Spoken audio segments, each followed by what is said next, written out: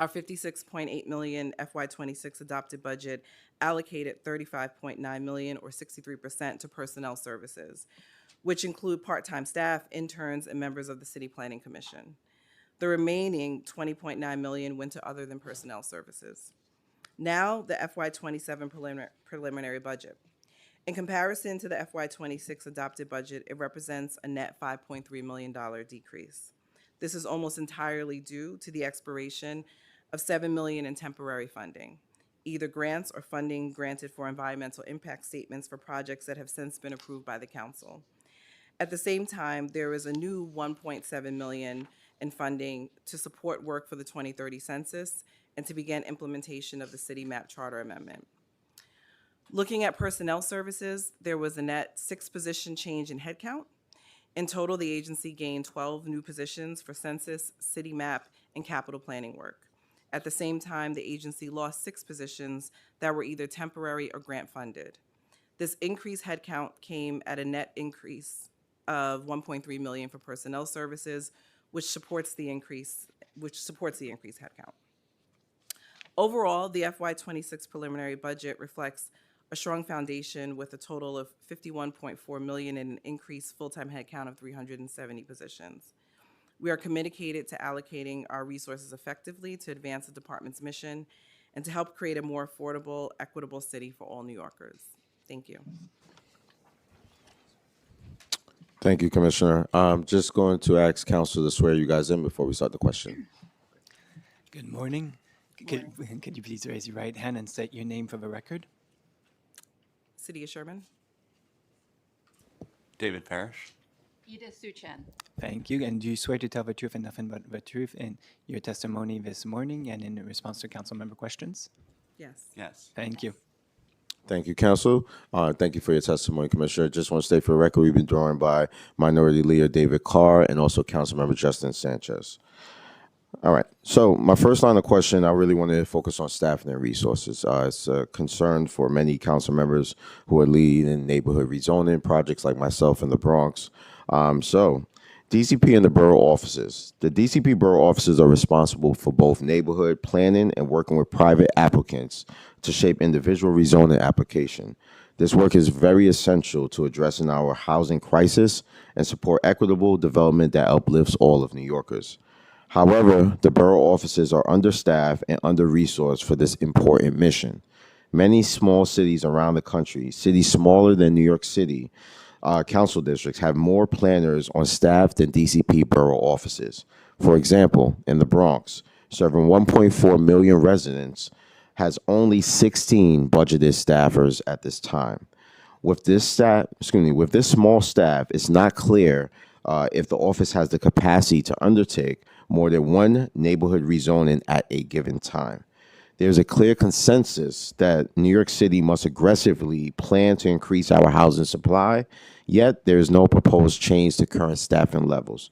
So with that being said, Commissioner, does DCP believe that the borough offices have sufficient resources to meet this moment? And if yes, can you let us know why you believe so? Sure, I'll start and then I'll turn over to our Chief Operating Officer. So I think as you heard from my testimony, overall, while we've had a net loss of 5.3 million, a lot of it was driven by temporary funding that has since expired. So the organization essentially is in somewhat of a steady state with a net increase of 6 heads. However, certainly I know that we need resources to do the work that we're charged to do moving forward.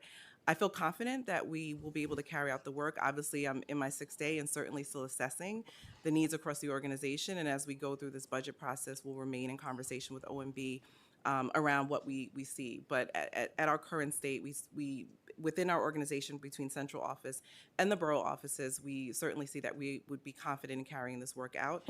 I'll turn over to our Chief Operating Officer to talk a little bit more about staffing in the borough offices. Excuse me, could you just move the microphones closer to you? Sure. Thank you. Sure. Thanks, Chairman Riley. This is a very important issue for us. I think, as you've already seen, we've also engaged staff at our central office, particularly in community engagement, capital planning, our policy divisions like housing, zoning, et cetera, to support our borough office staff. So We all hear you and understand the importance of the borough staff and agree. Do you have a breakdown by each borough, how much staff is in each borough office? I can get that back to you. I Okay. believe we shared some data with the committee beforehand, but we can get that to you. Okay. And I believe you. I would not say that even though you guys are short staffed, you guys have been working tremendously with me in the Bronx. But this is important work that we have to do. I think everyone's message has been affordability. We have to build more. We have to develop more. We know how important your role is in this. So as we're asking these questions, I just want you to be ensured that we understand the important role, and we want everyone else to understand the important role and provide you with the resources that you need. Okay. So as of January 2026, DCP has a vacancy rate of 16.3%, over triple the average vacancy rate across of all city agencies, which is alarming. With similar vacancy rates over the last 6 fiscal years, are there any specific roles or divisions that are driving these vacancies?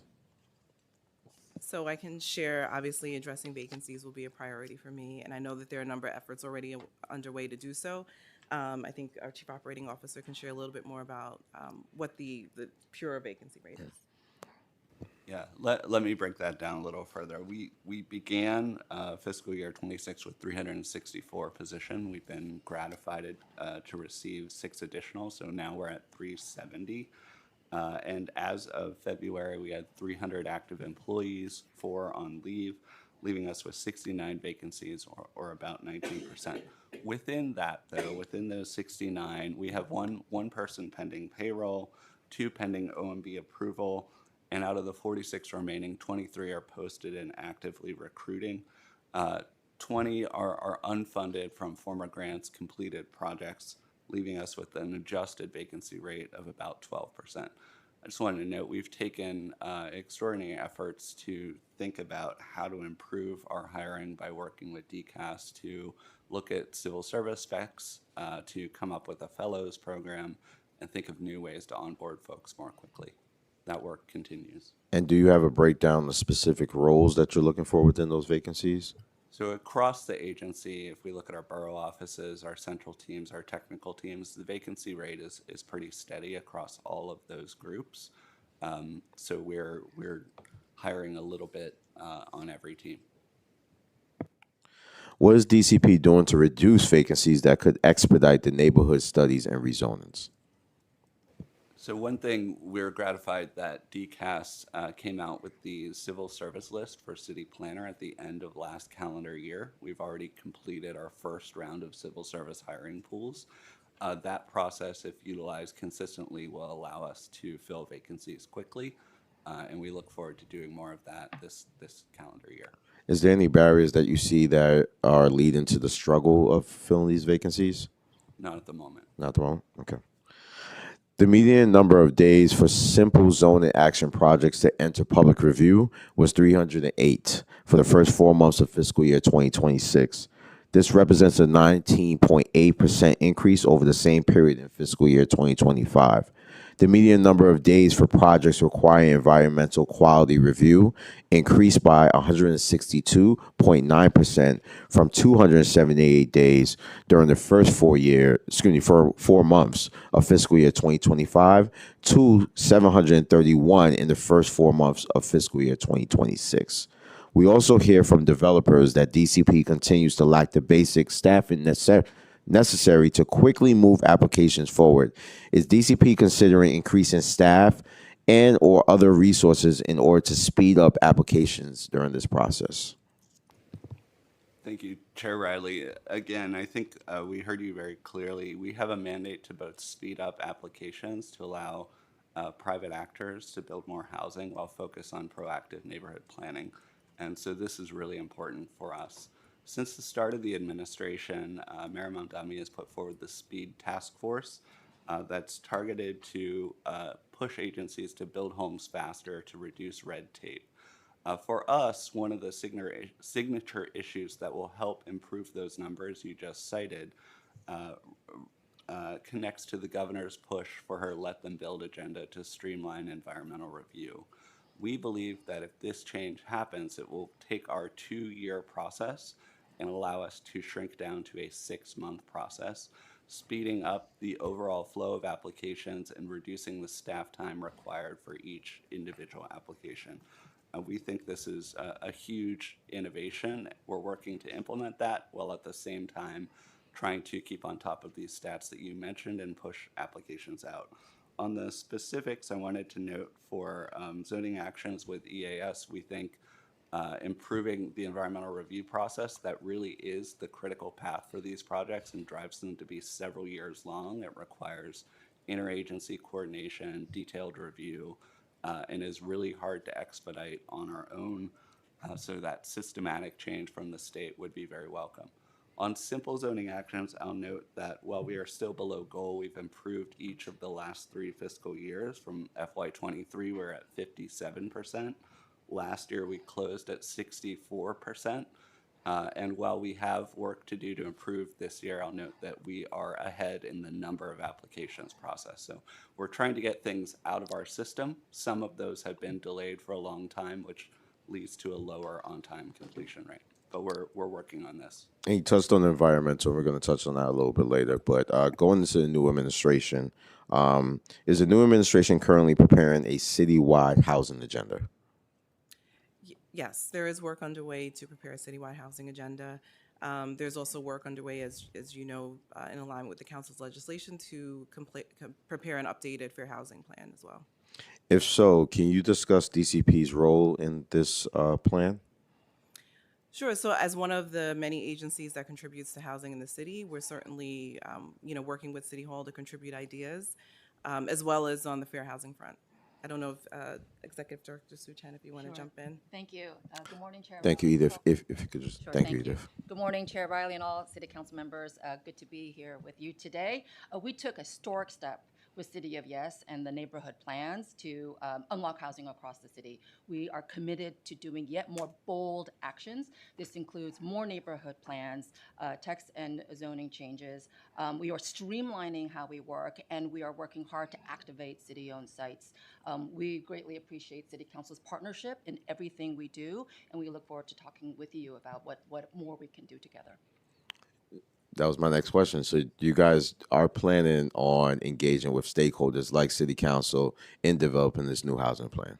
Absolutely. We are partnership with City Council is critical in everything we do. So you can rest assured that we will continue our collaboration and discussions with you. Okay. Are you guys considering any further text amendments for the City of X proposal? There's still to be seen what text amendments we will pursue. Sorry, Edith, I need you to talk right into the mic. Sorry, okay. so Excuse sorry. me. Yes. Thank you. We're still assessing what specific text amendments we will pursue. Certainly, City of Yes was a huge undertaking, and we're seeing really a great strides already in the past year and just a few months. The signs are really good. We really need to unlock housing across the city. The housing shortage is a citywide problem. We need citywide solutions. Yeah. And I have to go back into staffing. Sorry. Sure. Okay. So returning to the question on staffing and resources, being that we are going to be coming up with bold plans, that means we're going to need, more hands on deck. So within that, is DCP thinking about personal necessities for the implementation of this new housing plan? Because it seems pretty simple that if we're looking to increase development opportunities around the city, we're going to need more planners. Well, we heard from David about different strategies, and I love what you said earlier, Chair Riley, that we need much more planning, not less. Yeah. But we also need a lot more smart planning, and we believe with City of Yes and with the charter reform, we have a lot of new tools that are letting us advance more projects at speed and at scale. We need every tool we can get to advance to alleviate the housing crisis. Okay. Going to neighborhood rezonings. Neighborhood rezonings deliver thousands of homes. We all know that, right? Paired with comprehensive planning for infrastructure and services, and are an essential tool for the solving New York City's housing affordability crisis. What role does DCP see for the neighborhood rezoning in this coming term? And how many neighborhood rezonings are you planning to undertake this term? Okay. Well, I'll jump in. Sure. So right now, we're still determining the amount and volume and of rezonings to pursue and neighborhood planning efforts to pursue. But that will still continue to be certainly a priority of our work. And obviously, we are also focused on efforts in communities that have not contributed fairly to the city's affordable housing supply and housing supply overall in the past. I'll turn it over to Executive Director Suchat. I don't think I have anything to Okay, add. okay. Thank you. Okay. I mean, so you don't have a number. We don't have You a don't? specific number per se. I think but we wanna 5 be between 10 should be a good amount. Just duly putting that noted. on record, okay?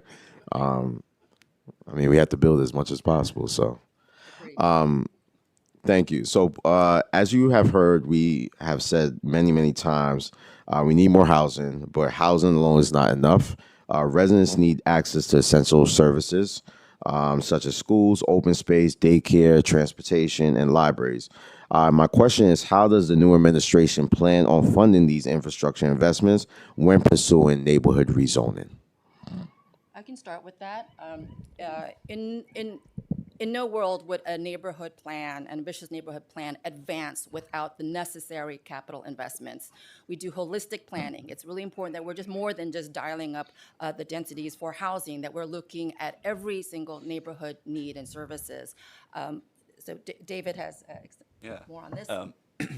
As we did previously, we look at everything from school capacity to transit to the public realm, open space. Those are tenets that we expect to continue in this administration, and also thinking about areas that have experienced disinvestment and have significant resiliency needs. So we intend to continue that holistic plan. Do you guys have indication where the money's coming from? I could give an example because I know during the De Blasio administration, there was a dedicated $1 billion fund for neighborhood rezonings. So just wanted to know if you guys have any commitment, and if so, where would the money exactly be coming from? So the money will come from a variety of sources. Once we agree on projects with individual council members, the projects will be funded. Sometimes these projects are funded through new needs. Sometimes these projects are funded through existing agency budgets. But we work holistically across the city and with members to make commitments and then fund those commitments once we've made them. I also want to note that we've refreshed the neighborhood commitments tracker, which is hosted by the Mayor's Office of Operations, and we ensure is kept up to date. Yeah. And I would just want to encourage the administration if they could set aside a specific number, because we are asking for more density within communities. We all want to play a very important role with adding housing, but we have to go back to our communities, and we also have to give back. Our communities are struggling when it comes to school seats. They're struggling when it comes to infrastructure. They're struggling when it comes to transportation. So we just want to ask the administration if they could set aside a specific number for these neighborhood rezonings if we're going to make that commitment. So I just wanted to go to the Sunnyside Yards proposal. I know Chair Lewis, if she was here, she would want to touch on some of these questions. So did DCP have any role developing or evaluating that Sunnyside Yards proposal that Mayor Mamdani raised with President Trump last month? Yes, we all know that Mayor Mamdani traveled to Washington to speak to the president about potential investment, federal funding to redevelop Sunnyside Yard to deliver over 12,000 new homes. This is a once-in-a-generation opportunity, but it's very early days. We have not been in any discussions about land use actions that would be necessary to carry out the plan. But we will be sure to talk to you all as plans further develop. Because of the unit count, was that the reason why that was brought up to the president? Because it was 12,000 units, and why it was asked for federal funding? There is federal property interest at Sunnyside Yard. Okay. And 12,000 was a unit count that was put forward in a plan developed by the city, what year? In the prior administration. Two prior administrations, perhaps. I've heard an estimate of $14 billion investment in this project. Is that true? It will take about $14 billion federal dollars from the federal government? It's to be determined. To be determined? Okay. Rather than investing all the money into a new community project, why would we not invest more in our current communities? And if the answer is that the plan is to do both, then I want to know what funding this administration setting aside to invest in our communities would be. Funding is important for all neighborhood plans. So whether a Sunnyside Yard is advancing alongside a neighborhood plan, there will be a very close examination into what capital investments are needed. I just want to state for the record, we've been joined by Councilmember Caban. I'm just going to ask a couple more questions, then I'm going to turn over to the committee to see if any members have questions. Turn over to the City of Yes neighborhood rezoning commitments and my project, White Plains Road. Near the end of the prior term, DCP committed to undertake neighborhood planning in Coney Island Avenue, areas south of Prospect Park, East Flatbush, and Fordham Landing, Park Avenue, and White Plains Road in the Bronx. Is DCP currently moving forward with these planning areas? Yes, we've been working hard to fulfill our commitments that we made to the City Council to initiate studies and public engagement in the Bronx and in Brooklyn. All of this has been a very positive experience collaborating with you. As we begin the new year with a new commissioner, and we're ready to talk with you about next steps. Okay, so I want to talk about my project, the White Plains Road Plan. So we started off really strong. I feel like we really started strong, but recently it feels like we're kind of slowing back. And just want to understand why that's happening. When we first announced an initiative, we understood and we asked our community to help us deliver as much density as possible. My experience with White Plains Road seems that the perfect example of the Bronx Borough Office at DCP not having enough planners. We're trying to have a very ambitious plan over at White Plains Road, but recently it seems like we're kind of slowing back, even though you guys have been tremendous within the borough office. They're just taking on a lot of work at that time. So if we are serious about building more housing and investing in our neighborhoods, I don't want us to slow down with projects like White Plains Road in my and Councilmember Dinner's district. So can you tell me why DCP and this administration is not pushing this rezoning forward? And I would like a commitment from you today, if possible, that starting tomorrow, this rezoning will become a priority for DCP and the administration. Sorry. We appreciate so much, Chair Riley, that you recommended that we take a look at White Plains Road. Again, the best starting point for any effort is partnership with City Council. We did launch the neighborhood planning process last year. We've had ongoing engagement. In fact, we just had a community meeting on March 10th. So planning and efforts are continuing. And I would just add, Chair, I haven't, obviously, I'm getting up to speed on the work on White Plains. I haven't had a chance to go to the community meetings, but certainly would make a commitment to come out to the district and really understand what the issues are. Thank and also you. make sure that as those conversations continue, that we have the support needed for the team members in the Bronx to make sure that those are robust sessions. Thank you, Commissioner. We're looking forward to seeing you up there. I think the community would love to have you up there. It will show a good sign of faith. I'm going to take a pause on my questioning. I'm going to turn it over to council members who have questions. We've also been joined by Council Member Phil Wong. We're going to start with Council Member Encarnacion, followed by Thomas Henry, and then Salam. Good morning. I want to thank the chair for talking so much about the neighborhood studies. Some of my questions were around that, so some of them were already answered. But I did want to ask around DCP's prioritizing and analyzing neighborhoods with high immigration population. Given the hardships that are faced by immigrant New Yorkers, can you talk a little bit about how you identify those and if that's a consideration of DCP when looking at neighborhoods to study? When we do neighborhood planning, we are looking to improve the lives for all New Yorkers. All New Yorkers. It's a big city, very diverse city. There are many communities across New York City that haven't had the attention that they deserve historically, and certainly we are laser focused on making sure that we are delivering the best planning across the board. And this includes many communities that have higher rate of immigrants. So yes, this is something that we keep in mind.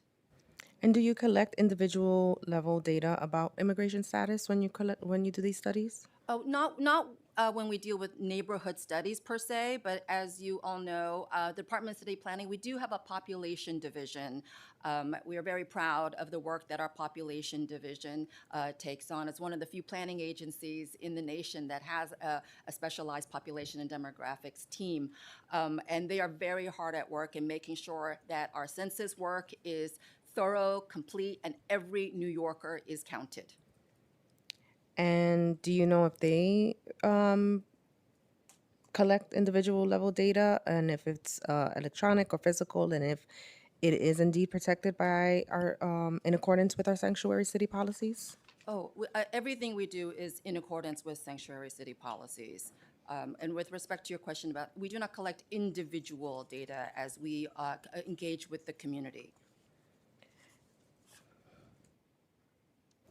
Sorry, I thought I put it off. And the private companies that you contract with, they are also not sharing any data or anything like that, right? You don't have to ask the question, so it's okay if you repeat the answers and they're all yes, that's fine. I just have to ask the Yeah, question. absolutely not. The consultants we work with are not collecting individual data on immigration status. Okay, now I know DCP recently updated its bed to population ratio calculation. It helps inform housing shelter placements.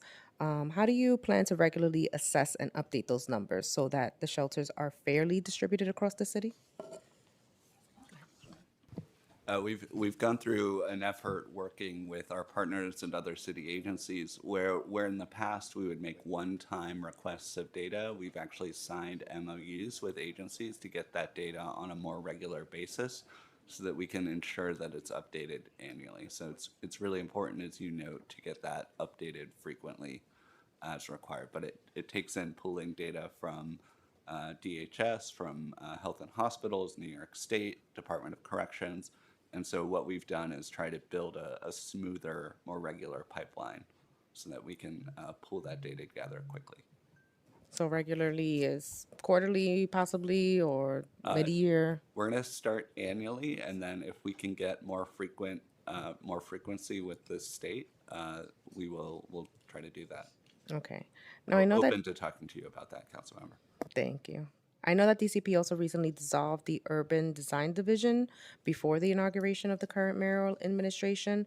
Do you have plans to reverse the dismantling of the UDD? Urban design remains a core value and function at the Department of City Planning. And what we did at the end of last year is that we actually enhanced and strengthened our ability to deliver good urban design at Department of City Planning. And we did this by shifting just 6 urban designers to other divisions. Many people do not know that we have over 25 urban designers and architects working at the Department of City Planning, distributed throughout many divisions. They have long been in borough offices and strategic planning offices. So at the end of last year, we shifted 6 urban designers to work on mission critical work directly in certain divisions. So instead of having one division, they're just They're distributed throughout, and it's a model that we've had for many decades, very successful model, so we're expanding upon that model. okay. And I know we're obviously facing a budget deficit. So many planners have discussed ending free parking in New York City as a way to raise revenue. Do you currently have plans to end free parking? That's outside the purview of the Department of City Planning. Okay. And wait, just want to make sure any of these are really, really, really important. I do have, oh no, this is for LPC, but not for you guys. Okay, thank you. Thank you. Thank you. Next, we're going to hear from Councilmember Thomas Henry, followed by Salam, followed by Wong. Thank you, Chair. My first question is around the neighborhood study done for Willets Point transformation. So they've 23 acres of approximately 61 acre footprint has begun with the first 880 affordable units opening this spring. Thank you. Have there been any other studies about acquiring and potentially developing the remaining acres that are out at that site? We'll have to get back to you, not to my knowledge, but I will get back to you, council member. And I guess in the process, in that neighborhood study, were there any environmental studies done with, in terms of once individuals do move into that site, because this is the first housing that will be over there, approximately 2,500 units, if the existing conditions remain, which are largely auto body mechanic shops, some construction plants and others, what the environmental impacts will be to those new residents? An extensive environmental review was conducted with the Willets Point proposals, and all mitigations are required to be carried out. But there was an extensive review, environmental review. I will get back to you if you have further questions. Okay. My next is regarding the Sunnyside plan. Because this plan seems to be heavily reliant on federal funds, would we have to adhere solely to the federal DBE program, which recently has been revamped to exclude women and minorities as part of the criteria? Or could we use our MWBE program that we currently use to ensure 30% participation? Sure. Yeah, that's a good question. I think that it's still to be determined what the restrictions may or may not be with respect to federal funds. Obviously, the city is still carrying out its MWB program, and our chief operating officer can share more of our work. I was just going to add that it would depend whether federal funds come from existing grant channels through some other process, et cetera. So a lot to be determined in determining what the federal need is and what funding would be used to meet that need. Thank you, Chair. That's all I have at the moment. Thank you, Councilmember. Councilmember Salon, followed by Councilmember Wong. Thank you, Chair. Thank you for your testimony. Just a few questions. I want to start with housing production. Land use actions projected to produce homes declined 69.1% in the first 4 months of fiscal year 26. How does the department plan to reverse this trend? And does the proposed budget additions, census updates, city map amendments, and so forth adequately support housing development goals? Sure, we can start with an update on just your first question regarding applications. Sure. Yeah, I just wanted to note, I believe that's MMR data, and that data includes projects put forward by the department, so large rezonings and our City of Yes proposal. So we would expect a decrease in the first quarter MMR. And then can you repeat the second part of your question, Councilmember? I'm sorry.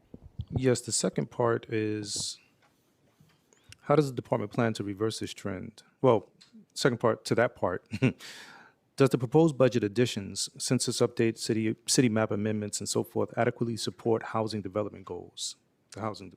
Understood. So as noted, within our prelim budget, there is additional funding to support census work as well as the map updates that are required by DCP.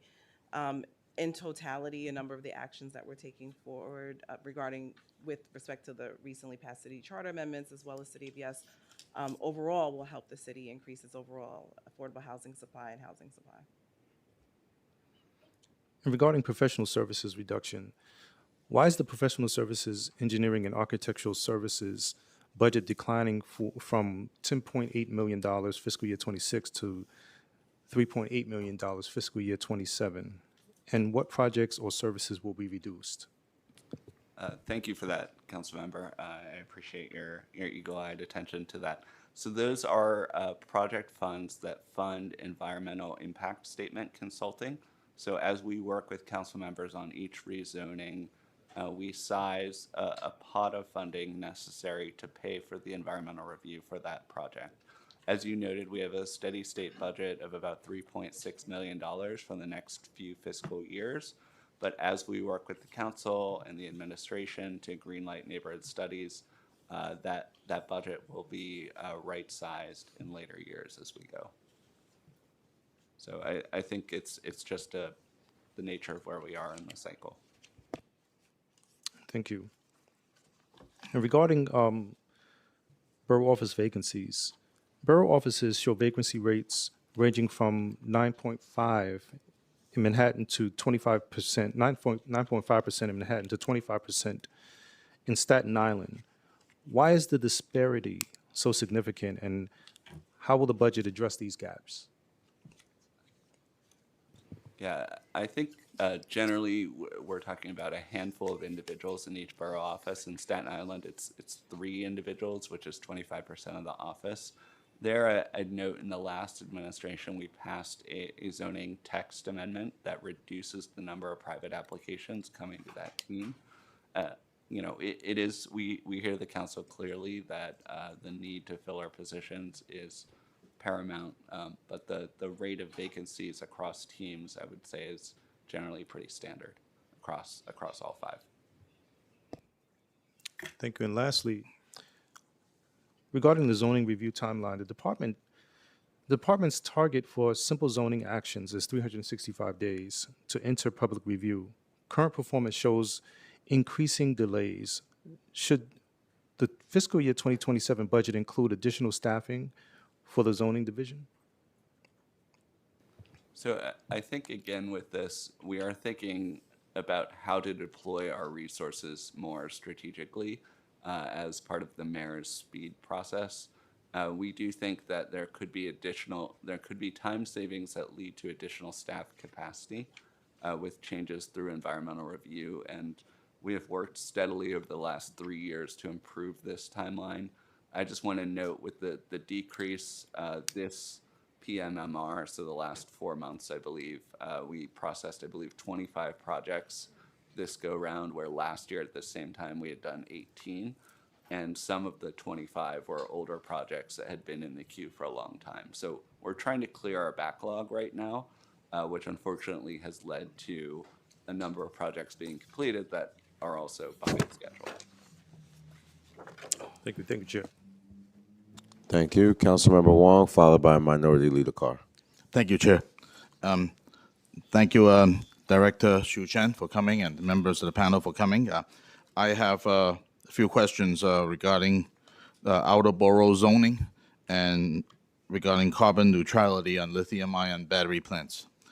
I represent Middle Village, Maspeth, Glendale, Elmhurst, Rego Park, and Ridgewood, neighborhoods that work with the city, plan responsibly, and fought hard for zoning that actually fits their communities. And now they're watching all of that get overridden.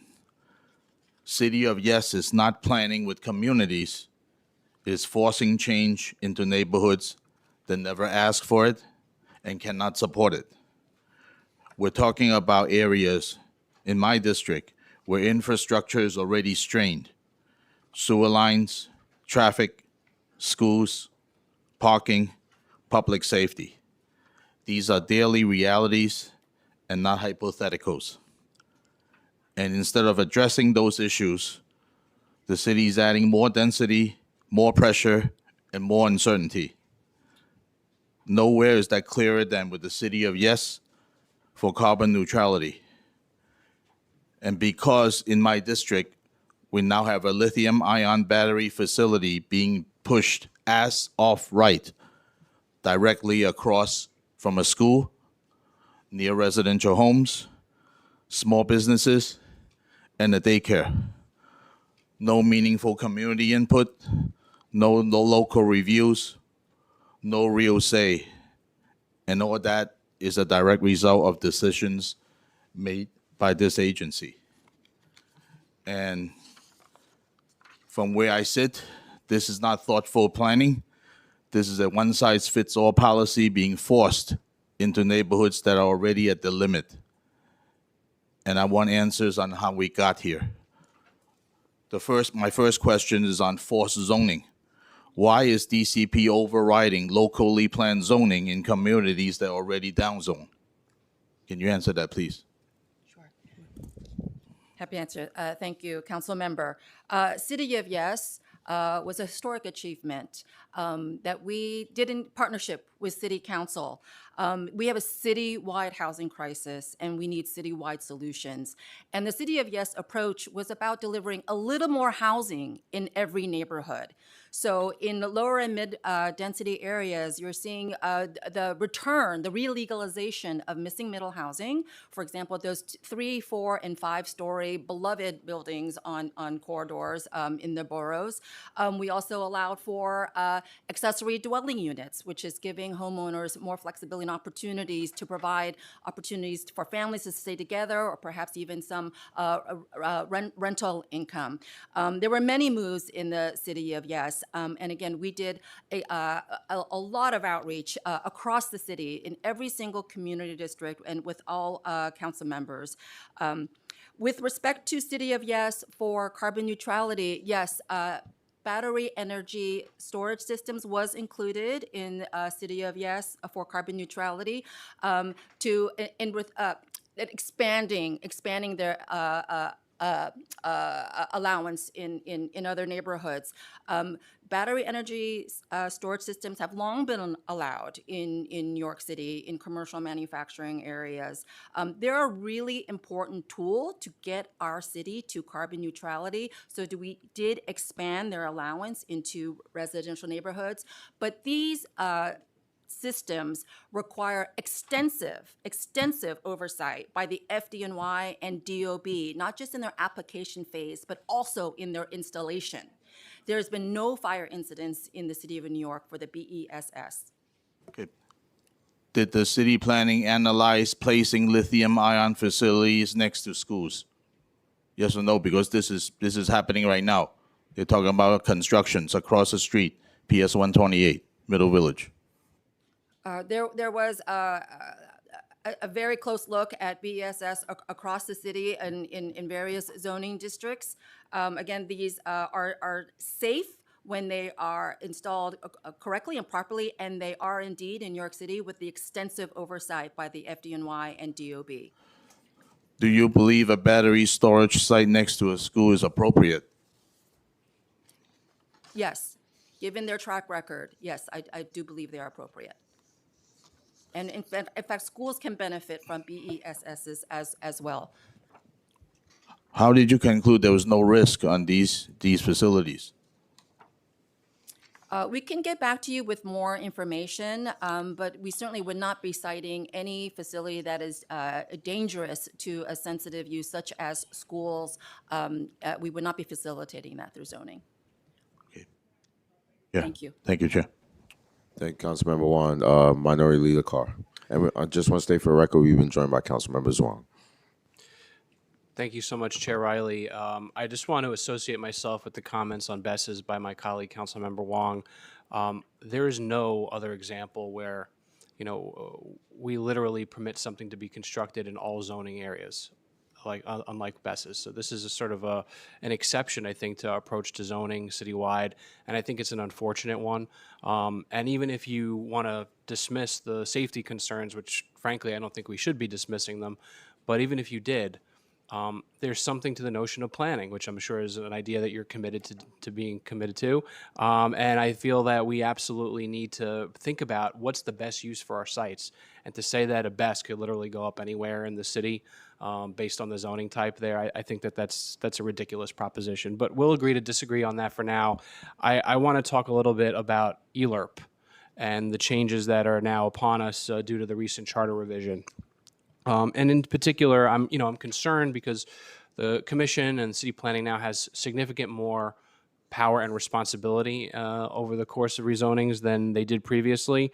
And I think there's going to be a resulting concern from the community and the stakeholders and neighborhoods about transparency and whether or not they're being heard as a part of this new ELRP process. So I just wanted to ask, if you're part of this process is to determine whether there's adequate existing transportation and sewer infrastructure in determining the course of an ELRP project. Can you explain how you're going to do this and what staff determinations may have to be made in order to reach that point? Thank you for your question, Council Member. Thank you. Thank you for your question. I think the battery is fading. Okay. Oh, here we go. Thank you. All right. Thank you.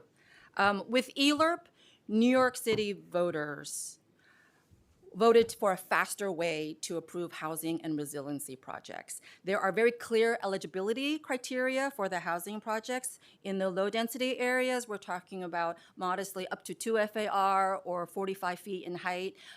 In higher density areas, we're talking about an increase up to 30% of the allowed density.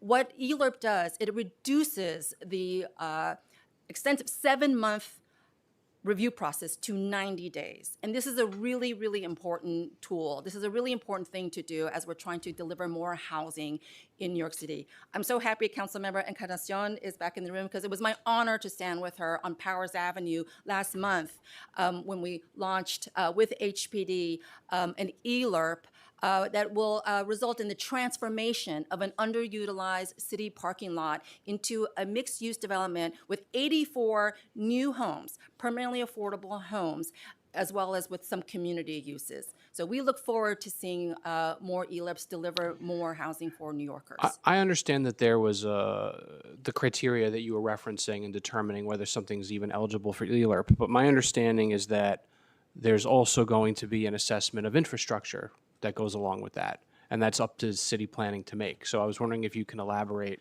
on how that part of the process is going to be approached. The eligibility criteria for ELRP is really for the more modestly sized housing proposals. And of course, also for the resiliency projects. For larger neighborhood initiatives, we would absolutely be looking across the board at the infrastructure needs, the community needs. So that remains a very strong practice at Department of City Planning. So in terms of when an ELRP is underway, right, what's going to be city planning's approach to community consultation and their part in this process? ELRP retains the review period for community boards and borough president. So that, when a project is ready, the application's ready to be referred out, it goes to the community board and to the borough president for their simultaneous review, 60-day review, and then it comes to city planning.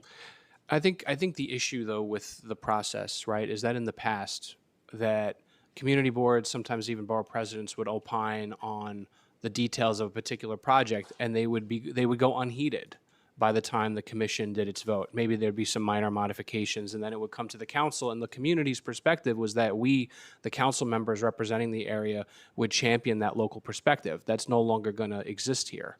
Right, so I'm asking what you're going to do differently in terms of how you listen and process and digest what the local input is, whether it's the board's official opinion or what's said at the board by members of the community, because members of the community don't have the ability to come to city planning to repeat their testimony. They're giving their testimony to the board. Sure. I would just add, of course, with the understanding that these are still modest projects that would go through ELRP. It will be important to the team at DCP as we're working to route these applications that we are also engaging community members and making sure that happens up into the certification process. Obviously, as Edith noted, there's the community board and the borough president process, and there's still the CPC process, right? Making sure that we're listening to the public testimony and taking that seriously. As chair of the CPC, I will ensure that we're taking everyone's testimony to count. Thank you. Thank you, Chair. Thank you so much, Minority Leader. Just to continue on ELRPs, how many ELRPs have happened so far, and how many are in the pipeline? To date, To date, there have been 3 ELRP applications launched into public review. The first one I referred to earlier in the Bronx on Powers Ave. That's an HPD-led ELRP. And at City Planning, we have 2 active ELRPs in the pipeline. One on Staten Island that will facilitate the acquisition of more land for the Sawmill Creek Park to help with conservation and preservation in that area. Okay. Can you discuss how many how many units these ELRPs usually produce? I don't know if there is an average per se because each ELRP will be different. In the Bronx on Powers Ave, that was a proposal that's going to lead to 84 permanently income-restricted units. Okay, and the one in Staten Island? The one in Staten Island is to facilitate the expansion of a park. So that is not a housing project, but Okay. that is a resiliency project also allowed under ELRP. Okay. Going into community engagement, because I think that's what Minority Leader Carr was going into. During the public review process during the City of Yes, you guys had the opportunity to go through 59 community boards throughout New York City. After visiting all 59 community boards multiple times, could you guys attest if there's any lessons learned about how community board trainings and engagements can be improved? And compared to last year, has DCP staffing for community engagement increased or decreased? Engagement with community is such an important thing. What we do, it is a top priority. Working with our community boards across the city is really important. Thank you. Okay. We meet regularly with the community boards for training. There's a lot of technical information in zoning, so we want to make sure that we're all, speaking the same language. We do extensive training with the community boards, and we have a public engagement team at City Planning, which has been expanding our reach across all community stakeholders. Has the team increased or decreased since last year? Our team has actually increased. Increased. Okay. And I would just add, Chair, very early in my career, I started a lot of my work training community boards, helping them to understand planning, helping to demystify planning. And so I think as we continue this work with a community focus, that will certainly be a priority. And just want to emphasize the importance of it. I just think if community boards are engaged more with understanding the need that New York City needs right now and the type of resources that are usually needed for big planning within their communities, I think it'll be much helpful when we're going through these little projects or within these projects with them. Just wanted to speak, go back to the Sunnyside project for a little bit. Do you believe New York City has a good track record delivering affordable housing through the platforms of train yards? Well, I mean, we have few examples, but I think that there is What few examples do you have? Do you think we have a good track we have record? Atlantic Yards is, I understand that is one of the few examples. I do think, however, we have a clear commitment in this administration to addressing affordability. We also have a sentiment across New York City where people understand the importance of affordable housing. And so, I know that this is still to be determined, but there's a pursuit to make sure that whatever we move forward with and whatever we commit to is realized. So I know we had Hudson Yards and we have Atlantic Yards. Do you know how much affordable housing was built on Hudson Yards and how much affordable housing was built on Atlantic Yards? We can get back to you with those specific numbers, but certainly there were affordable housing commitments as part of those plans. And now in this era where we are maximizing and doing everything we can to deliver affordable housing, it is a top priority for us that we're making sure that we're maximizing affordable housing opportunities on redevelopment over rail yards. Have economics of housing changed so much that you believe the administration would do any better in delivering affordable housing at Sunnyside Yards in Queens? Sunnyside Yards in Queens, excuse me. Could you restate the question? Excuse me. Have the economics of housing changed so much that you believe that the administration would do any better in delivering affordable housing at Sunnyside Yards in Queens? I think it's still very early days for Sunnyside Yard, but I think we should be looking at all opportunities, especially big swings. You can deliver a lot of housing for New Yorkers. Yeah, I mean the cost of building, insurance. We just want to know if the economics being changed in this current climate, if the administration is going to take any other different approach. I mean, 12,000 units is very ambitious, so. We're going to take all approaches across the city. Sunnyside Yard is just one thing that we are pursuing. But it is, rail yards do provide opportunity for us to think big. Atlantic Yards, Hudson Yards, even Grand Central, Midtown. Of course, that's primarily office space around Grand Central. But when New York City, when we, think big, we can deliver big. Want to go back to my favorite topic, staffing. Can you discuss the average salary of a planner at DCP?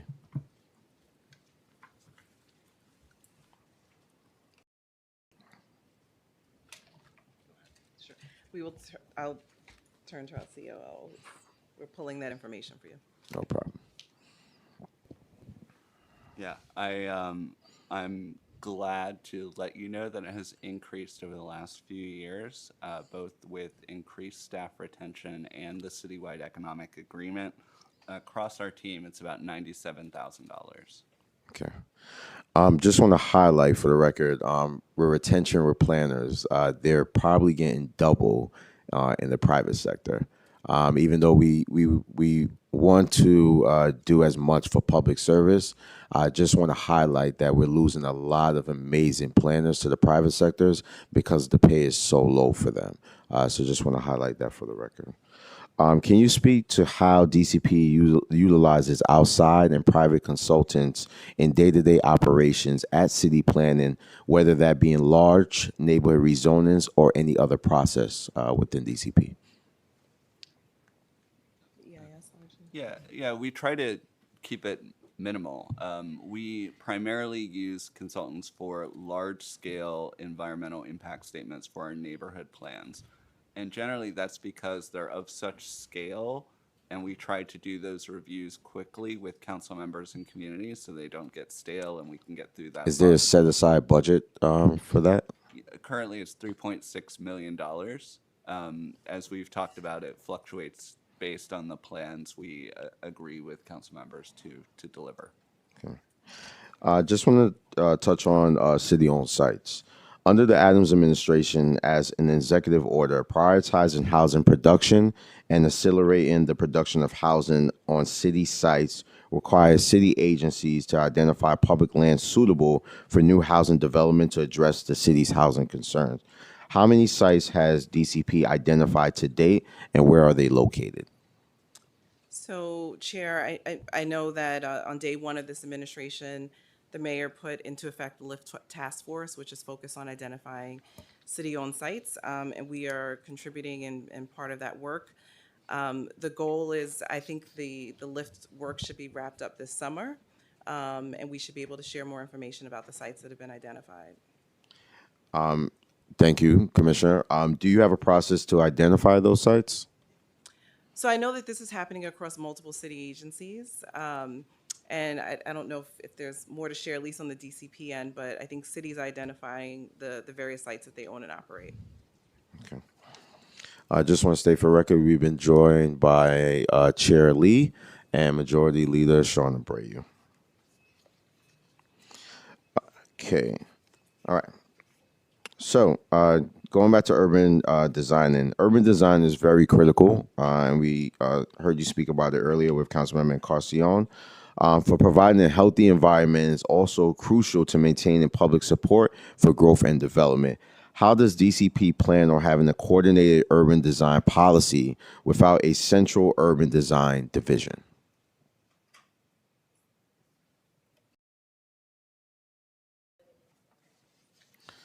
Can I get new mics, y'all? Okay. Yes, thank you for your question. Again, urban design remains a core value and function at the Department of City Planning. We still have a chief urban designer at the department who has a general oversight across the urban design work across our agency. We have urban designers distributed throughout the agency, many divisions, and in every borough office and also strategic planning offices. Urban design is critical, and as you mentioned, Chair Riley, in making sure that we have buy-in and beautiful, great, livable neighborhoods. So this work that our urban designers are doing across the agency, they'll be doing this work from day one, from project inception across the agency. Okay. I'd now like to ask a series of questions about the implementation of the effectiveness of the City of Yes reforms, starting with ADUs. ADUs are a large percentage of the projected citywide increase in housing production from the City of Yes for housing opportunity. But the implementation has been slow, and we've seen some criticism from advocates that the regulations are too complex and costly. How many permits to date have been issued for ADUs? Thank you for your question. We are very excited to say that we have over 150 ADU applications in the hopper right now. We've been doing a lot of work in the past year to make sure that folks seeking to build or provide an ADU have the tools. Just last week, the city launched a toolkit that has ready-to-go designs for ADUs and also guidance on financing these ADUs. Earlier last year, we promulgated rules to make sure ADUs are safe, and the ADU application portal was opened at DOB last fall. So we're really excited to see a lot of activity in the ADU applications. Do you have a breakdown of the 150 borough-wide? We have Queens and Staten Island leading the way. I will give you I can get you the specific numbers afterwards. Is DCP involved in making sure NYC has a workable ADU regulations? Absolutely. All these efforts are about making sure that we have not just workable, but easy to use and great regulations to help homeowners who want to provide an ADU provide one. Thank you. And that's the website you just mentioned, right? Yes, the website. Yes. Okay, good. With that being said, I do want to commend the administration on the new website you just released for homeowners to navigate the process for ADUs. It has been very useful for those who are interested in it. Office conversions. Is DCP monitoring the progress on office conversion developments? And if so, are the zoning reforms from City of Yes and tax incentives proven to be effective in supporting increased conversions? We are so excited to see the boom in office conversions with City of Yes regulations and the state's 460M state program. Together, we're seeing this incredible surge in delivering housing by repurposing vacant or low-performing office space. Okay. Do you know how many office conversions have gone forward to date? I don't know how many buildings per se, but I know that the pipeline it includes 12,000 new homes, a quarter of which are permanently income restricted. Okay. City of Yes also included the transit-oriented development and town centers proposal to allow 3 to 5 story multifamily housing more broadly as of right in low density areas. Is DCP monitoring the implementation and uptake by developers of these proposals, and how many TODs and town center proposals have been filed across the city to date? We're working with DOB to compile the filing permits at the locations, and we'll be able to share this with City Council soon. But we're really excited to see that the 3, 4, 5-story buildings that are long have been loved in New York City have been re-legalized, and we're seeing more housing developed across the city in these missing middle typologies. Okay. I'm going to ask some questions on environmental review reform, and then I'm going to turn it over to Chair Lee to ask her questions. Hi, how Okay. are you? Oh, Chair- Thank you. one second. Oh, sorry. I'll be right with you, Chair Lee.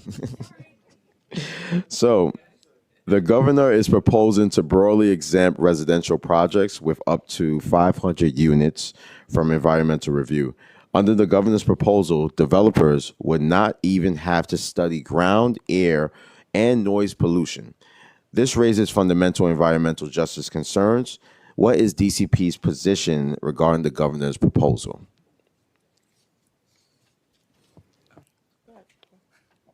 I just wanted to note that the governor's proposal, as I understand it, and their competing bills in Albany, focuses different housing limits in different density areas. So 500 would be in the most dense parts of the city, it would be lower elsewhere. And the proposals that I've seen apply to only areas where homes are being proposed in existing residential units, or existing residential districts. So today, as you can go and get a building permit in an area zoned for residential without doing those environmental reviews, this would be very similar to that.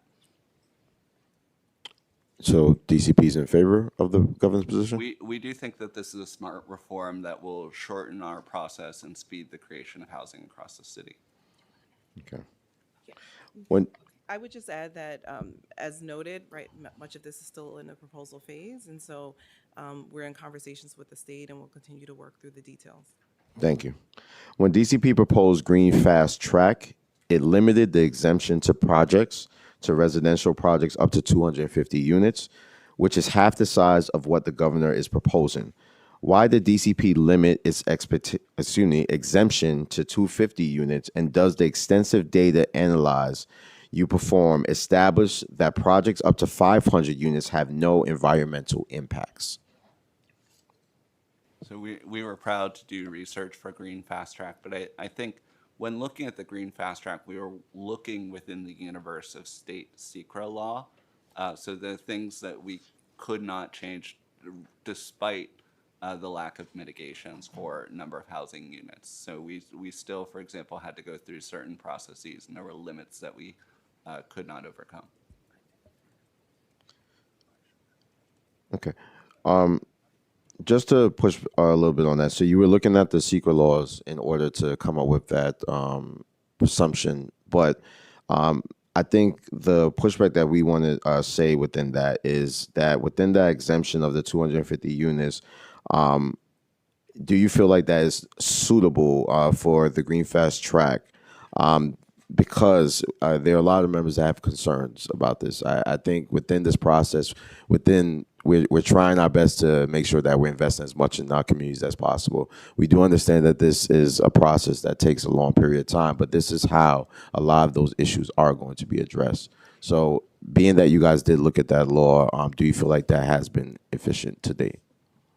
David mentioned that when we proposed a Green Fast Track, we were looking at it within the existing SECRA regulations. We have reviewed the governor's proposal and found that over the last 10 years, 99.6% of the projects that would qualify for the governor's proposal had no impacts. So that's virtually all of them had no impacts. Thank you. Okay. The environmental review process is critical to addressing environmental justice needs and local infrastructure needs, specifically funding for our local parks and playgrounds. The creation of new open spaces, space for schools, and creating more early childhood facilities.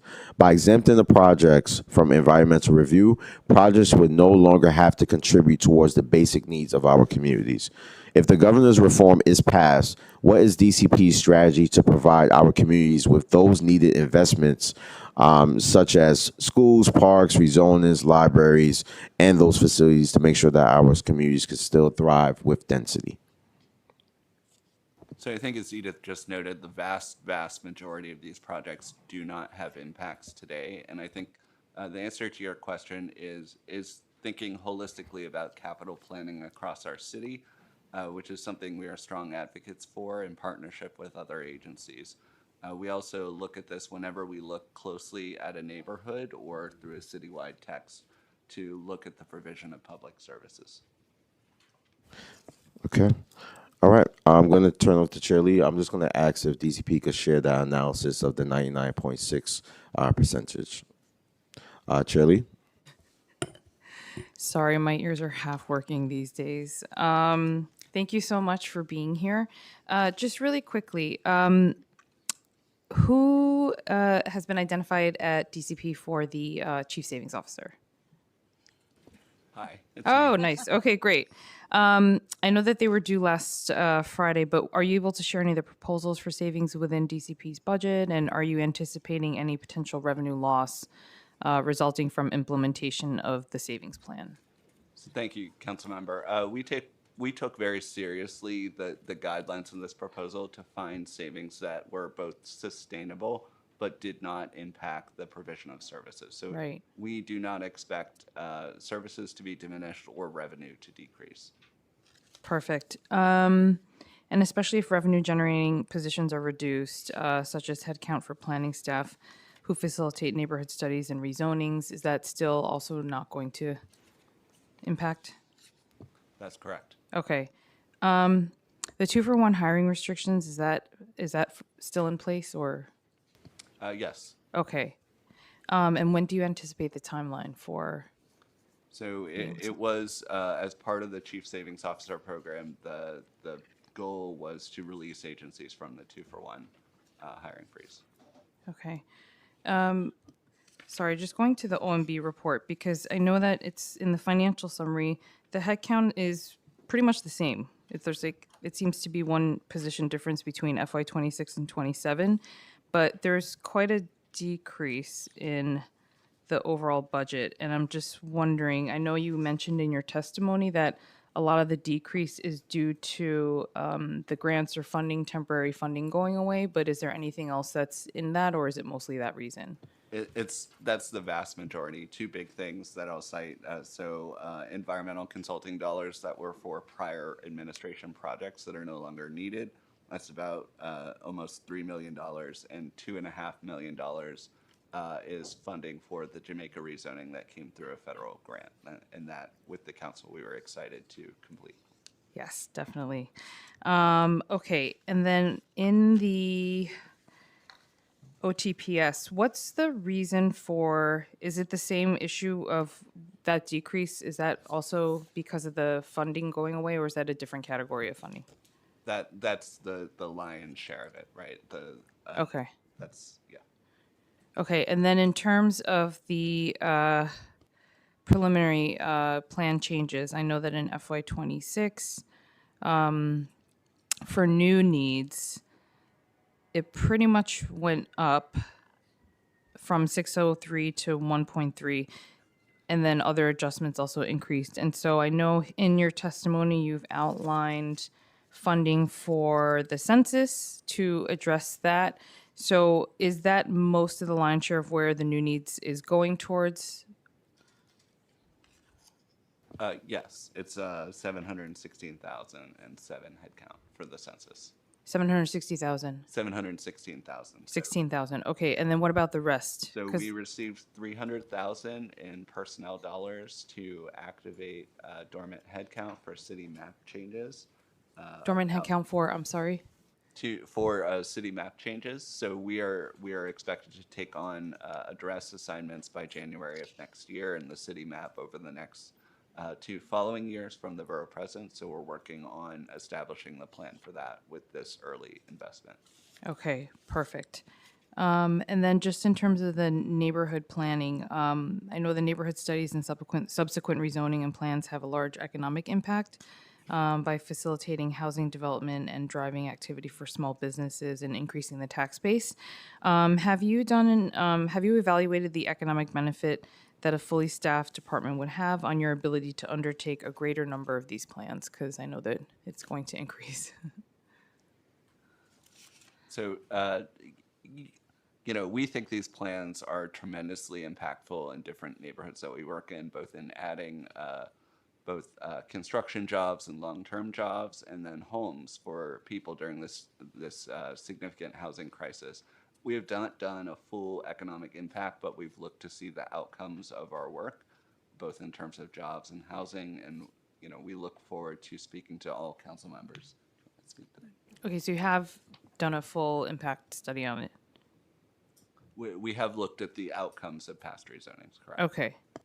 And can you share what some of those would be? Could you repeat the question? Can you share what some of those would be? I don't have that information with you. I'd have to get back to you. Okay, perfect. And then what have been some of the impacts on city revenue from past rezonings like East New York or Inwood? We at City Planning have not done an analysis of, I assume you're talking about tax revenue. We have not done that type of analysis. All right, great. Thank you. Thank you, Chair. Thank you. We'll hear next from Councilmember Felder, followed by Majority Leader Brayu, then Councilmember Caban. Thank you. First, I want to address the comment. Before I start, congratulations. Thank you. And good luck. You know that you're only going to get complaints from everyone, including us. So, Thank you. so at least today, you're not getting any complaints. Yeah. Thank you. That's the nature. Your colleague had mentioned something about the voters of New York with the Charter Commission, and so I just want to comment on that. Is that I think, and I'm not looking for an answer, because the thing is going to go off and we won't have time to debate it. But historically, first of all, the way the questions are asked, that's how the answers are given. And that's not my creation. That's a general statement. And that's how the charter questions go, since I can remember, depending on how the questions are asked, that's whether they get approved or not. So I don't believe that the referring to the voters of New York approving the charter, and I have deep respect for the voters of New York, but I'd be willing to bet that if somebody spent time with the voters explaining in detail what they voted for, they would tell you that they had no understanding of that's what it meant, period. So that's that.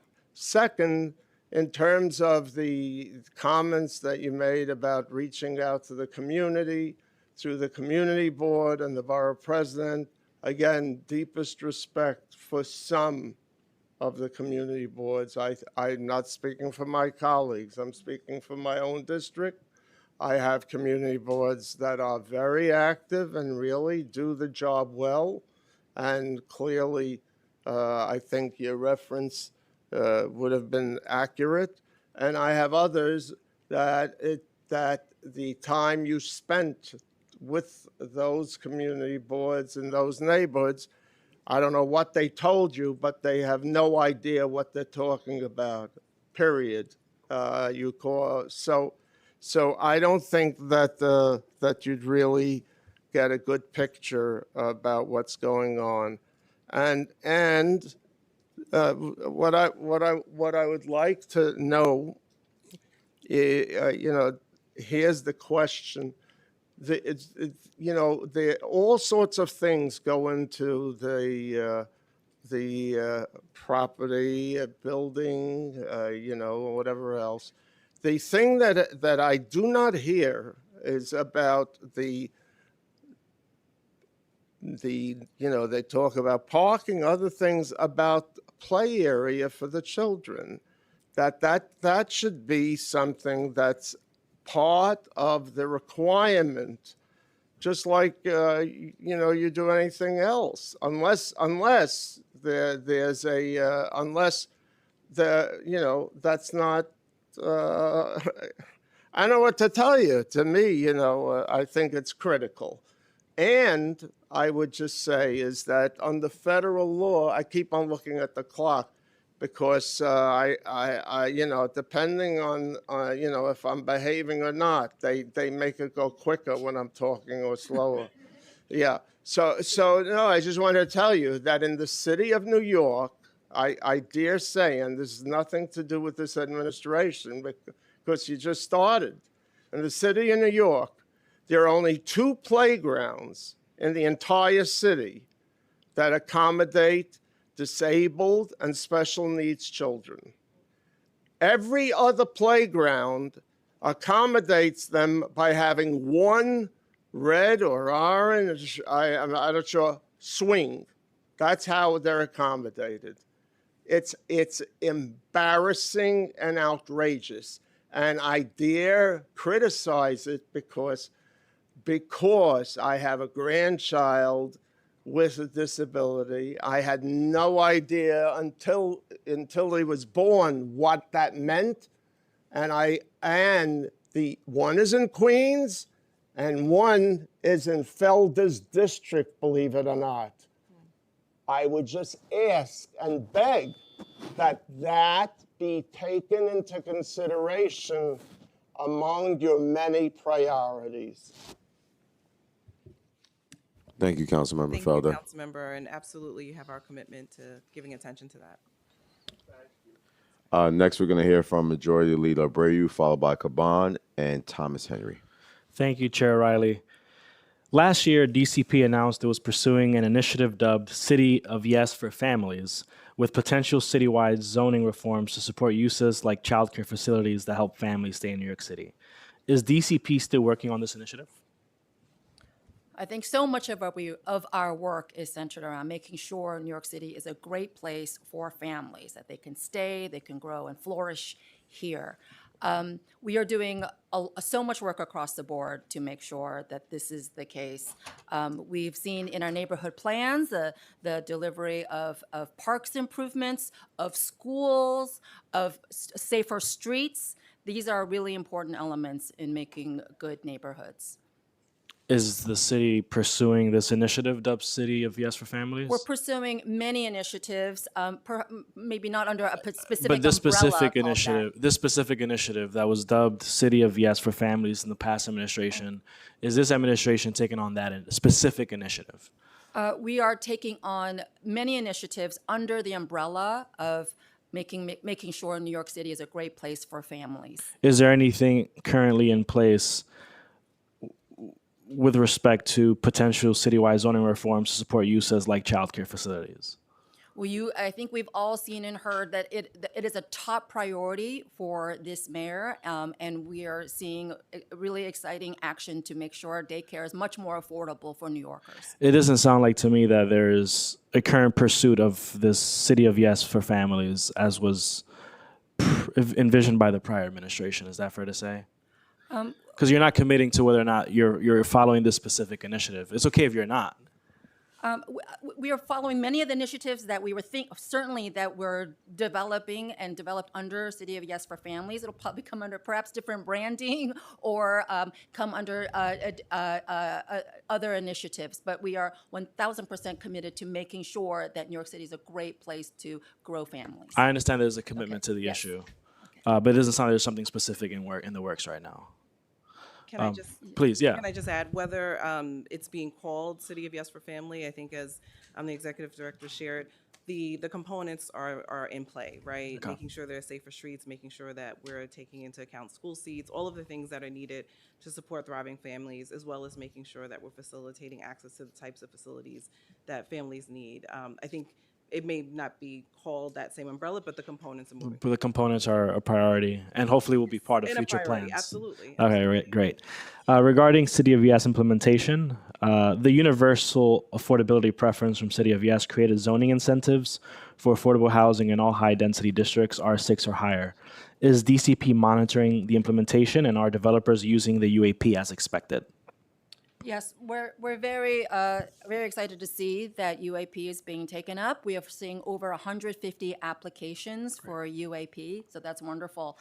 We are collecting more and more data, working with DOB to be able to share out some more information about how UAP. That's great. And 150 UAP applications across how many sites? Do you have that information? I don't have that specific number, but we can get back to If you. you can share that with this committee, that would be great. And my last question is on development on houses of worship.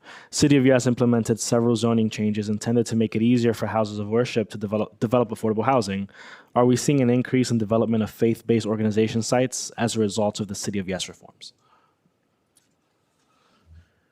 Let me get back to you with specifics on sites and applications. Sounds good. If you could just get that information to the chair, that would be great. Yes, thank you. Thank you, Councilmember. Thank you, Majority Leader. Councilmember Caban. Thank you very much. So I want to start with asking about neighborhood plans. Obviously, they play a significant role in securing housing potential and neighborhood investment. What's the process DCP takes to make sure that the planning efforts are equitably distributed across the city? We're taking a hard look across the city for opportunities for neighborhood planning.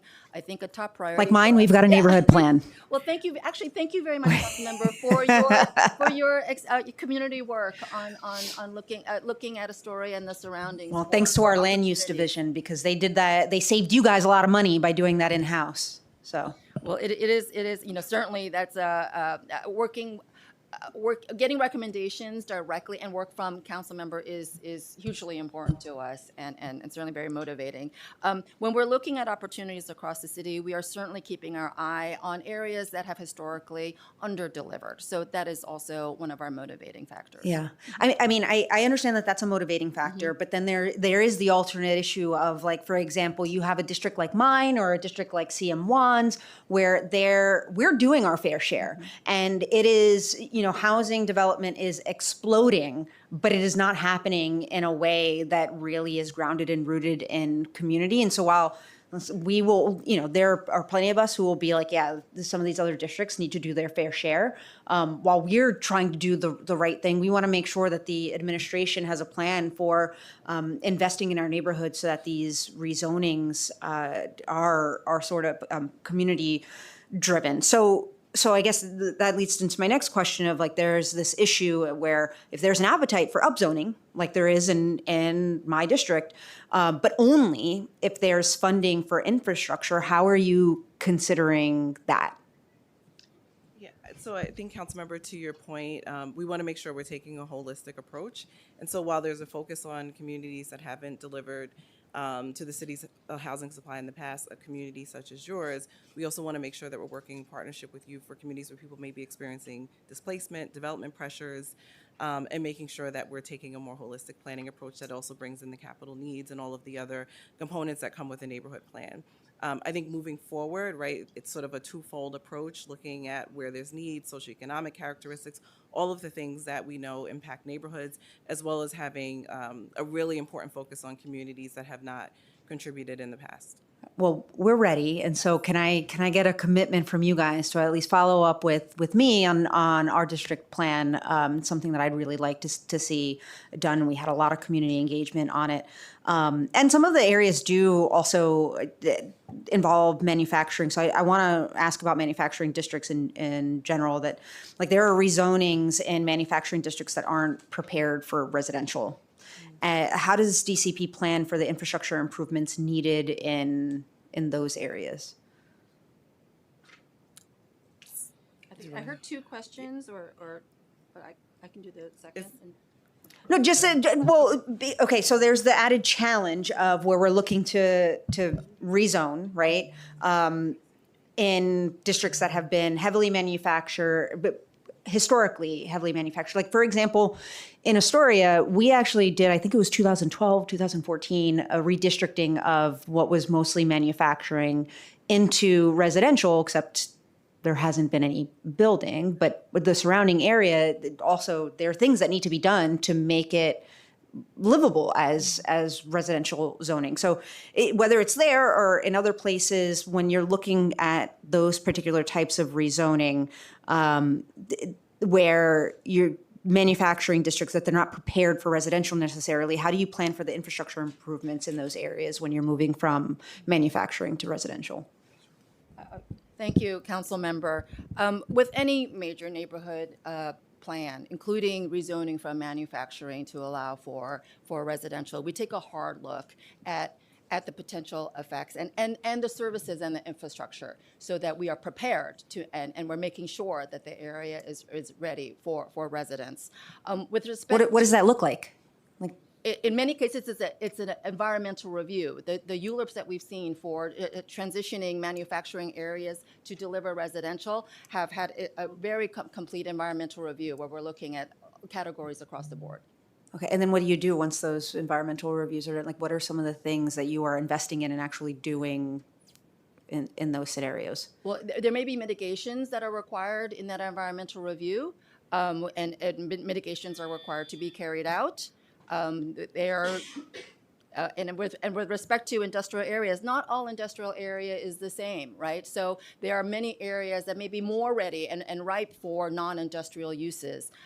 The City Council directed us at City Planning to work with our city agencies to develop a strategic plan, a policy plan for our industrial areas. And we're very pleased to report that just this past December, we issued the city's first strategic plan for the industrial sector, the industrial plan, as you all know. And one of the strategies laid out in the industrial plan is looking at areas and classifying them, whether they should remain core and primary for manufacturing or industrial, or secondary, or even areas that may be ready and more ready for non-industrial uses. So, Chair, can I ask one more follow-up? So, and I also appreciate that there is a need to maintain and preserve some of our manufacturing areas, and shout out to Councilmember Gutierrez, who I think has done just like a lot of work on that front. But I just, in addition to environmental review, so I understand that districts are different. I just would love to know what some of the other concrete things that y'all are looking at or investing in when making those changes? So there's the environmental review. Are you doing street safety? Like what else is happening? May I add one thing before the commissioner? Yeah. I was remiss to say that when we're doing, holistic neighborhood planning, that's ushering in, major new uses, moving a manufacturing to housing, let's say. It's not just mitigations we're looking at. We do extensive and collaborative discussions with the community, with the stakeholders, and with the electeds to see what the needs are in these neighborhoods. So there are a number of commitments sometimes that come out of neighborhood plans, and we see them carried out through POA, which is tracked very closely by the City of New York. Thank you. Thank you, Chair. Thank you, Councilmember Caban. Councilmember Thomas Henry. Thank you, Chair. I do want to echo Councilman Felder's comment about playgrounds. I had a real life instance in my district with Willets Point. I took a tour a couple of months ago and asked that very question. It was 880 units and no outdoor space for kids. And I'm happy to say when I went back around, they did designate an area outdoors specifically to build a playground. So I think this is something very important when we're thinking about building more units that are supposed to be family friendly, to make sure that there is outdoor space for those families. Kind of piggybacking off Councilmember Caban's question, when we do these planning, how does transportation come into play? And you probably don't have it now, but I would be interested in knowing the transportation plan for Willets Point. Currently, with the new bus redesign, there was a new bus route that was placed there, but the only train station is the number 7 line, which on a good day is terrible. And it's not ADA accessible. So curious to know how transportation comes in general with these neighborhood plans, but also if you guys could get back to me specifically with Willets, what the transportation plan is. Sure. Transportation and access is key when we are planning anything in New York. We have a transportation division at the Department of City Planning, and overall our agency, we work very closely with the city's DOT and with MTA. We are just generally a transit-oriented development city. We should be more so. We should be taking all opportunities to leverage this incredible asset. It's really unparalleled, maybe in the world. We have an incredible transit system. It's not just subways, of course, it's bus and other modes of moving around.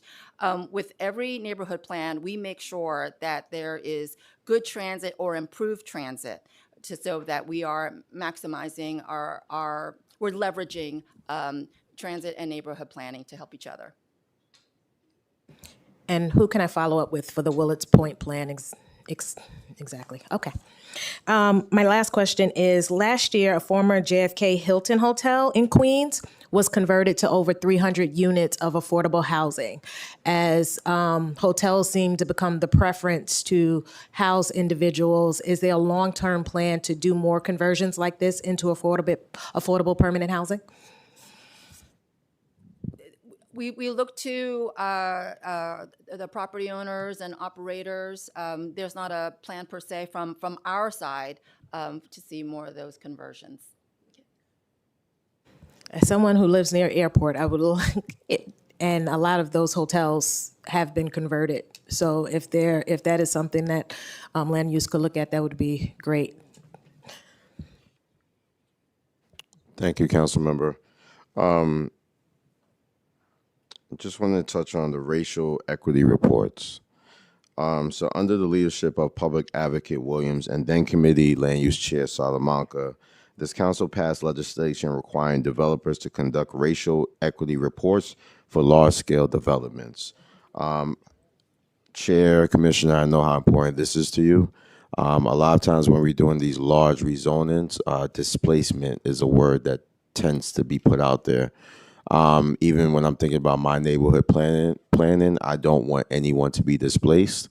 So as we're doing these large plans, I just have a question. How does DCP continue to work with developers to ensure projects don't negatively affect minority communities? Sure. So thank you for your question. And yes, this is obviously very important to me. I know that the racial equity reports went in effect in 2022. Since then, they have been used as a tool to help reach deliberation as applications go past certification. I know for the CPC and the City Council, for instance, they've been used to help reevaluate MIH levels in certain projects. And so we certainly want to make sure that that's a tool that we continue to use moving forward and strengthen.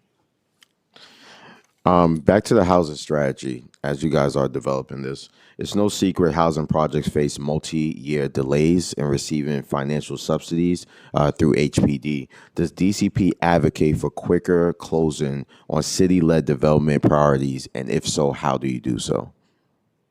So obviously, there's a need to address the affordable housing crisis with the urgency New Yorkers deserve.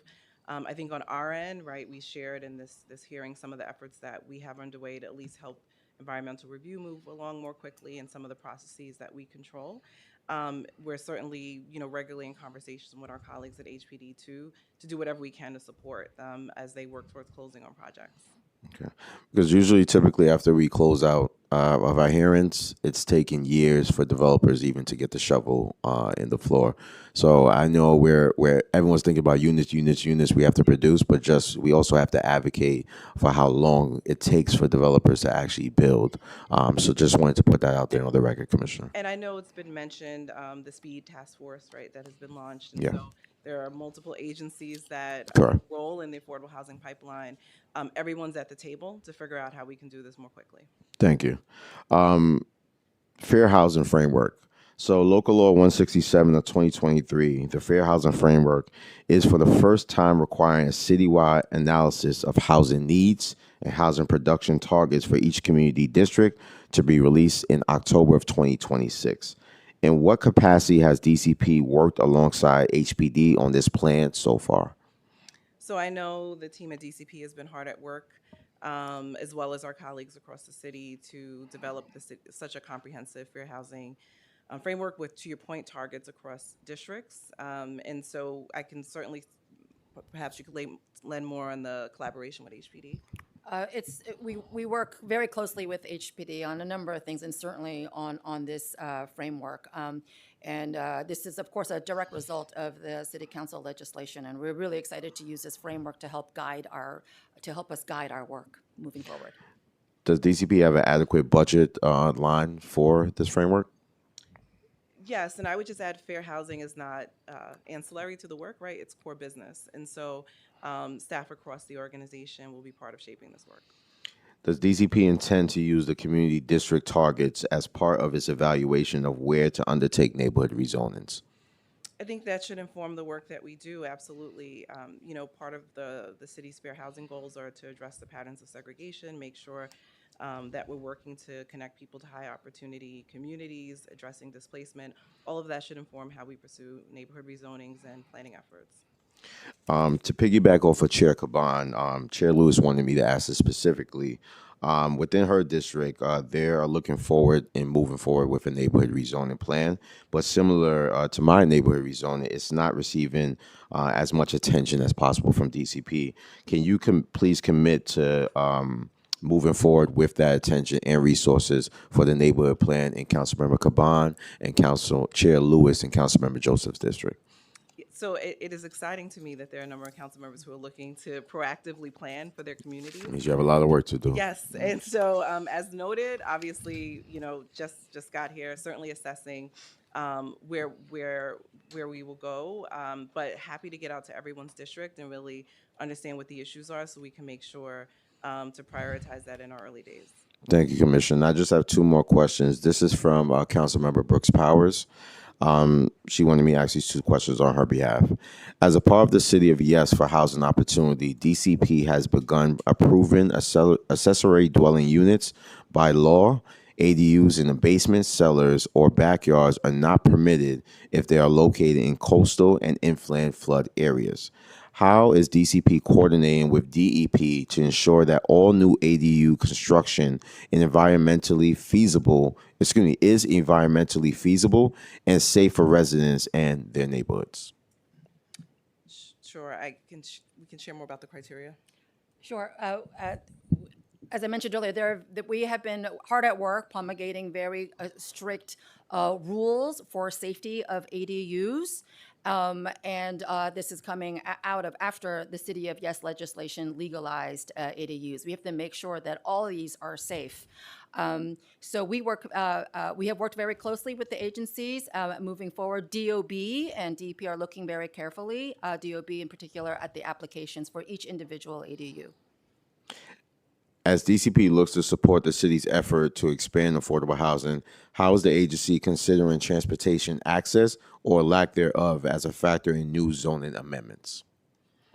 Oh, transit is so key. We are a transit-oriented city. We should be even more so. I think it's really incumbent upon all of us to look for opportunities that leverage our incredible transit across the city. It's not just subway; it's also bus and bike, and all modes of transit. Transit provides great places to locate homes, access to jobs, growth of institutions, you name it. So access to transit is transit provides access, and access to transit is a very important motivator in our neighborhood planning. Okay. Well, thank you so much for your testimony today. Thank you for answering our questions. Commissioner, looking forward to working with you. Thank you so much to the DCP team. And we'll be in touch. You're excused from the panel. Thank you very much, council members. Thank you.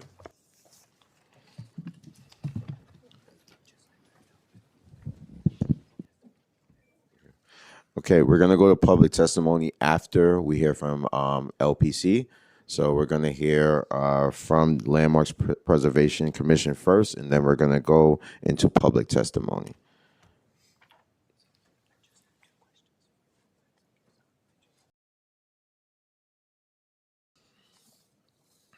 Okay.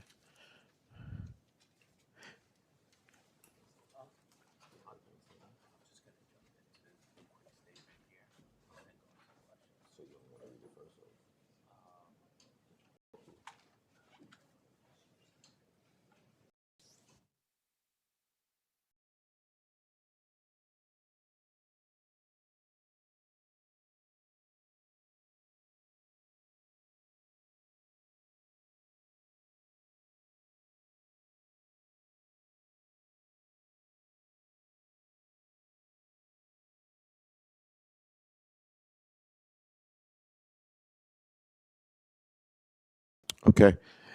Before we go into the testimony, I'm just going to allow Chair Marte to give his opening statement. Thank you, Chair Riley, and thank you to the leadership of the Landmarks Preservation Commission for being here today.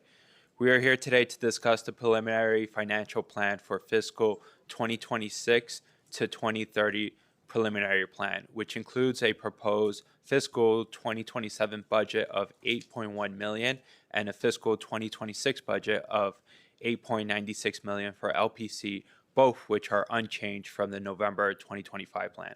The preliminary plan did include a slight miscellaneous revenue increase for LPC of $150,000 in fiscal 2026, reflecting an increase in Landmarks permit fees collected due to larger projects submitting application for review. In addition to budget and resources, my questions focus on the following topic: LPC's process and plan for researching and designating new landmarks in historic districts, and LPC's oversight and stewardship of existing landmarks. In particular, we have seen a concerning trend in the demolition of historic landmark sites due to neglect and poor maintenance. The members of this committee and I are interested in hearing about LPC's effort to reduce instances of demolition and encourage proper care of landmarks to ensure we preserve these historically significant sites. Thank you again for joining us today, and I will pass it to the committee counsel to administer the oath. Perfect. Thank you, Chair. Could you please raise your right hand and state your name for the record? Lisa Kersavage. Stephen Thompson. Stephen Thompson. Akim Bashiru.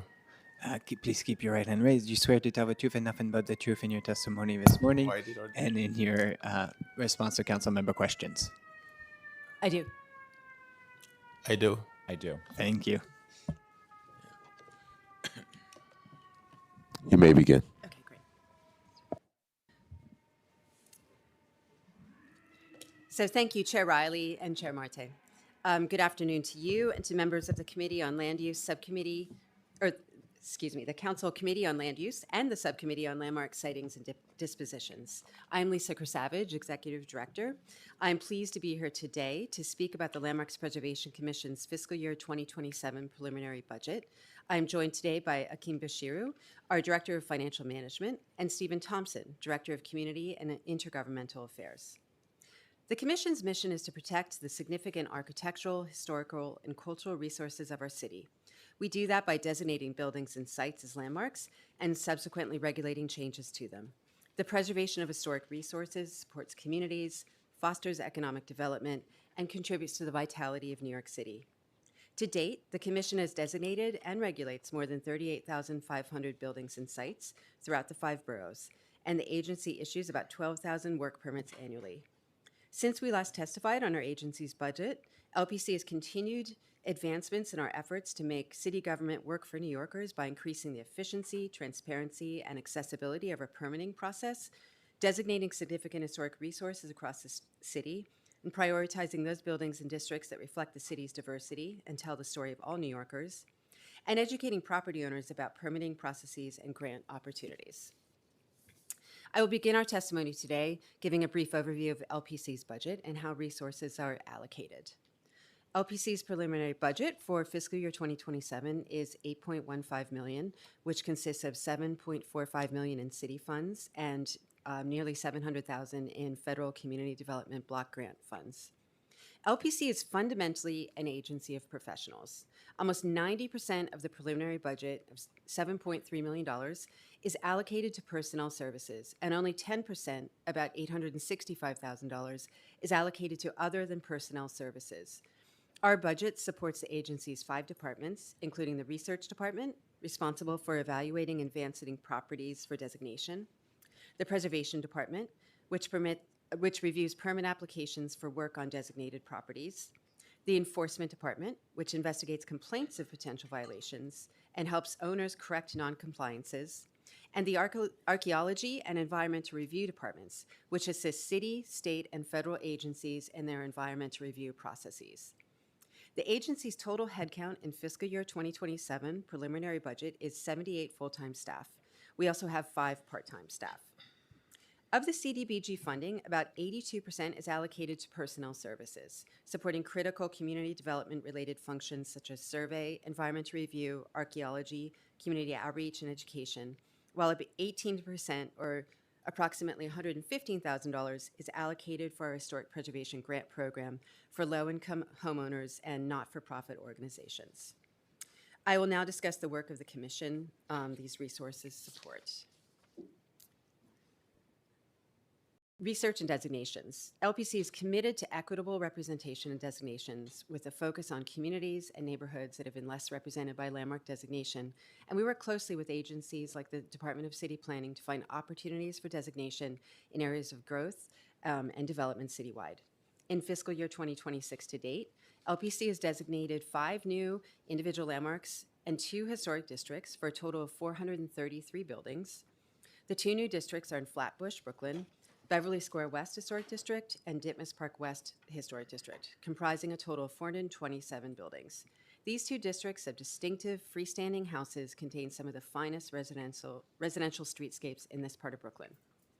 The 5 individual landmarks are in Midtown South, Manhattan, and are related to the garment industry: Barbie Building, Fashion Tower, Furcraft Building, 29th Street Towers, and Left Court Clothing Center, all designated as individual landmarks in August. Designed by many of the city's leading architects of the time, the buildings are some of the garment district's most impressive examples of early 20th century commercial architecture, and together tell the story of Midtown Manhattan's transformation at the turn of the 20th century into a global center of garment and furrier industries and a hub for the nation's growing labor movement, particularly for women. The Commission's designation of these buildings was done in coordination with DCP's Midtown South mixed-use plan. With the rezoning and the designation of these buildings, they can be adaptively reused for housing, and any excess air rights can be transferred to create additional housing opportunities. Earlier this month, LPC held public hearings for the proposed designation of 3 sites in Brooklyn and Manhattan as individual landmarks: Public School 15 Annex in Brooklyn, the Church of St. Mary, located in the Lower East Side, and the Lithuanian Alliance Building in Midtown Manhattan. In addition to their architectural significance, these buildings are all related to New York City's rich immigrant history, with all 3 serving important functions to educate, uplift, and provide social services to their respective communities. Moving forward, we will continue to prioritize designations that tell the full story of all New Yorkers and represent the diversity of the city, and are located in areas less represented by landmarks.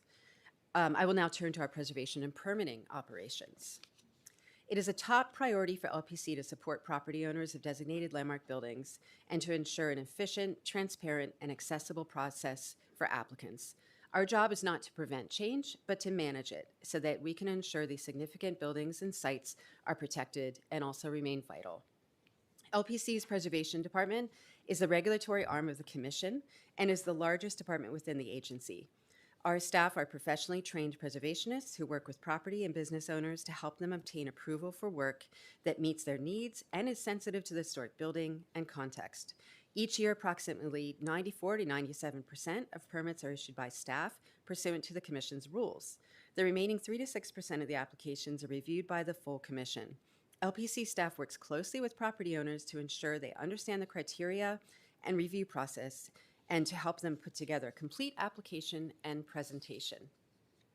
In FY25, the Commission received 11,748 permit applications and took action on 11,324 applications, ranging from restoration, adaptive reuse, additions, and new buildings.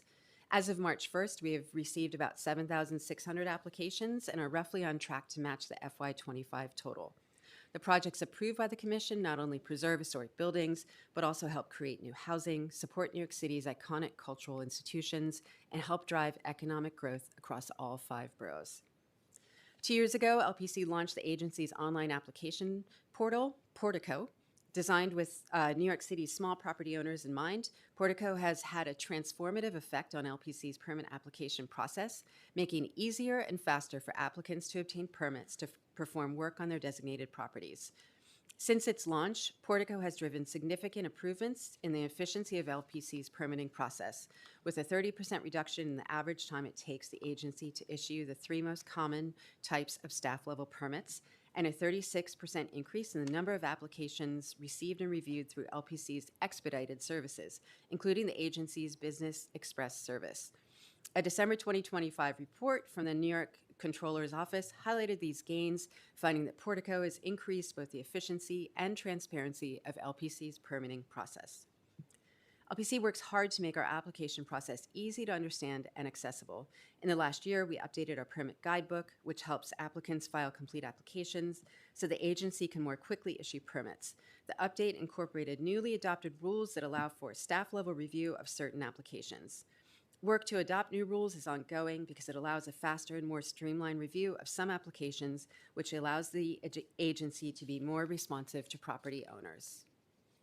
I will now share some further details about the essential outreach and education work that LPC conducts. Outreach and education are essential to our success. Our goal is to make information accessible to everybody, especially property owners, business owners, and faith-based organizations, as a substantial number of owners directly file for permits with LPC. In recent years, we've increased community outreach efforts and now place special emphasis on meeting with communities across all 5 boroughs. In the last year, we have partnered with several council members and community boards to host events, to share information on permits, grants, and financial incentives for property owners in historic districts, ranging from Sugar Hill and Hamilton Heights in Upper Manhattan to Sunset Park and Bedford-Stuyvesant in Brooklyn, and St. George and Stapleton Heights on Staten Island. And in the months ahead, we look forward to holding events in Longwood, in the Bronx, and Ridgewood, Queens. These in-person engagements make regulation and funding opportunities accessible through direct conversations with LPC staff members. We often are accompanied by language interpreters, and LPC staff can answer questions in real time and maintain contact with property owners as they prepare permit applications. We also work to celebrate landmark designations and provide educational tools for New Yorkers to engage in the city's history. In the last year, LPC released 2 enhanced online mapping tools, the Discover New York City Landmarks map, and the Archaeology Report Finder that make it easier for users looking for information on a given landmark site. These are accessible on LPC's website, along with other tools, including story maps featuring sites and immersive heritage trail of abolitionist and Underground Railroad sites in Brooklyn.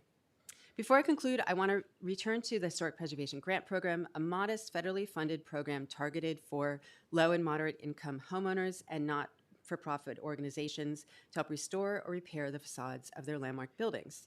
In FY25, the program awarded 3 $35,000 grants, 2 to homeowners and 1 to a nonprofit organization.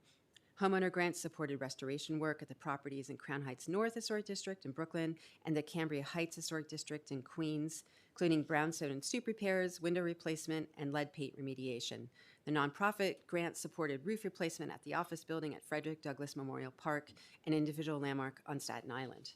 In FY26 thus far, LPC has awarded 3 grants ranging from $11,000 to $35,000 to 1 homeowner and 2 nonprofit organizations. The homeowner grants support window replacement and restoration of brownstone stoop and trim at a property in Morris High School Historic District in the Bronx, and the nonprofit grants include window replacement at a religious property in the Chelsea Historic District in Manhattan and work at the Metro Theater, an individual landmark on Broadway on the Upper West Side. In summary, we are excited for the future of historic preservation in New York City and thank the administration and City Council for your continued support and for the resources provided in this budget. We are a small agency and nearly the entirety of our budget is personnel-based. LPC has a hardworking, dedicated, and professional staff with an outsized impact on our city, responsible for the protection and preservation of its most significant buildings, districts, and sites. Our commitment is that we will continue to do this important work with the resources provided and strive to do so equitably, efficiently, and transparently. Thank you again for allowing me to testify. I'm happy to answer any questions that you may have. Thank you, Lisa. I just have a couple of questions and one request, and then I'll turn over to Chair Marte. Is my impression that in the past couple of years, the number of landmark applications have decreased? Could you please discuss the trend and why? And so could I just clarify your question? Are you talking about landmark designations or permit applications for work? Designations. Oh, designations. Okay. It is true that, in the years during the pandemic and following the pandemic, the number of landmark designations did decrease. But as I just noted, our numbers already in FY26 are substantially higher. I think it's important to understand that for our designations, the numbers are really a snapshot in time and don't necessarily reflect, all of the surveys and studies that are ongoing or the work with owner outreach. So sometimes in a fiscal year, it'll look especially slow because we've been doing a lot of studies or a lot of outreach. These, all landmark designations take time. And so, it's important that we do things, correctly, and we do a lot of robust owner outreach. Thank you. Is the average age of landmark buildings going down as more older buildings have already been landmarked? The average age of landmark buildings? Yeah, newer buildings. Oh, that's an interesting question. I don't think I have an answer for that, but it's something that we can look into. I'm sure our research department would love to check look that at that out, right? Yeah, I think still probably it's sort of late 19th century, early 20th century row houses are probably still make up most of the designated buildings. Okay. And last, just a request. I know that you're doing a lot of community engagements. I see you have one in the Bronx in Longwood. Yeah. I would love if you come to the Northeast Bronx to do some community engagement as possible. So if you could Sure. do some outreach to our office to do so, I would really appreciate that. Absolutely. And I'll turn over to Chair Marte for his lines of question. Thank you, Chair Riley. I'm going to skip to the designations just to follow what Chair Riley was questioning. In the preliminary mayor's management report indicates that during the first 4 months of fiscal year 2025, all 5 individual landmark designation came as a result of DCP's Midtown South mixed-use plan.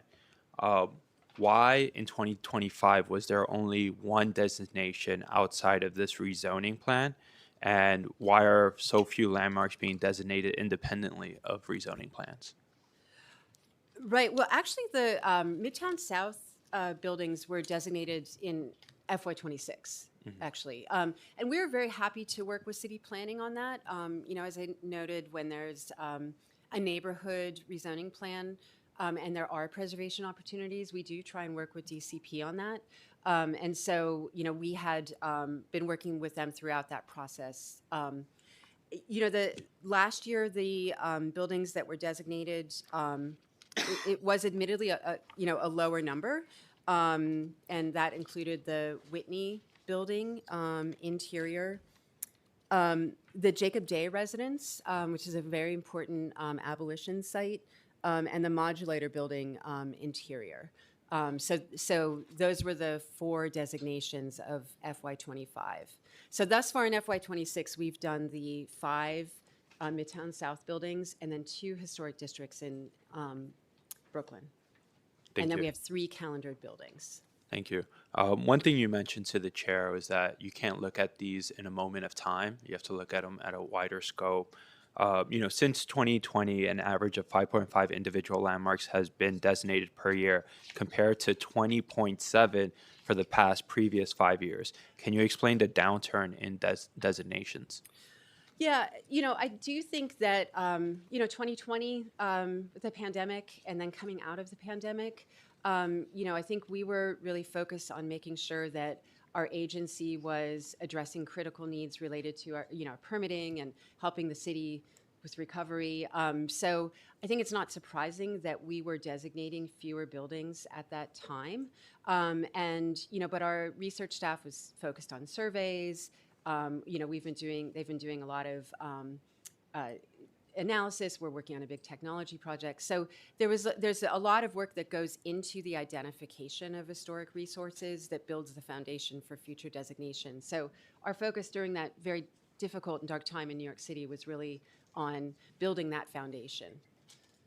Okay. All right. I'm going to go now to vacancies. LPC had vacancy rate of 15.4% as of January 2026. What challenges is LPC facing to backfill vacancies? At the moment, we have less than that. We're about 9%, and so we have 7 vacant positions, and we are working with OMB to fill those as appropriate, as we can. Can you tell us some of those plans to ensure that these vacancy positions are filled during the next fiscal year? Yeah, we were able to fill quite a few positions at the end of December and early January. And we're actually in the process of hiring the Deputy Director of Research. That's an approved position. And then the other positions, we'll be working with OMB to see how we can fill them. There are currently 2 commissioner positions vacant, with one being the chair, which requires mayoral appointment and city council approval. How critical is it for these 2 commissioner positions to be filled? Has the administration given a timeline to LPC about filling these 2 positions? Sure. That is correct. We have 2 vacant commission positions, and I'd really have to refer that question on timing to the administration.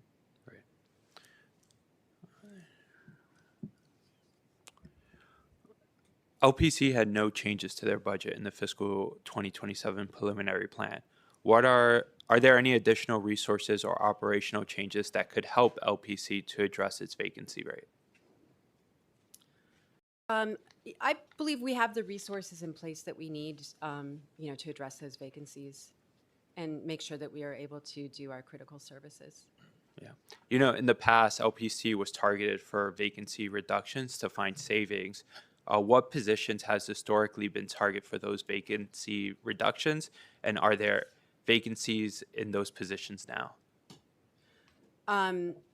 Well, previous vacancy reductions have tended to be positions like our landmarks preservationists, where there's, it makes up 55% of our staff, so that we're able to continue to do our critical services. But I can't speak to any plans right now for vacancy reduction. And typically, too, those vacancies have been restored as well. So we've had all of those positions restored to us. Okay.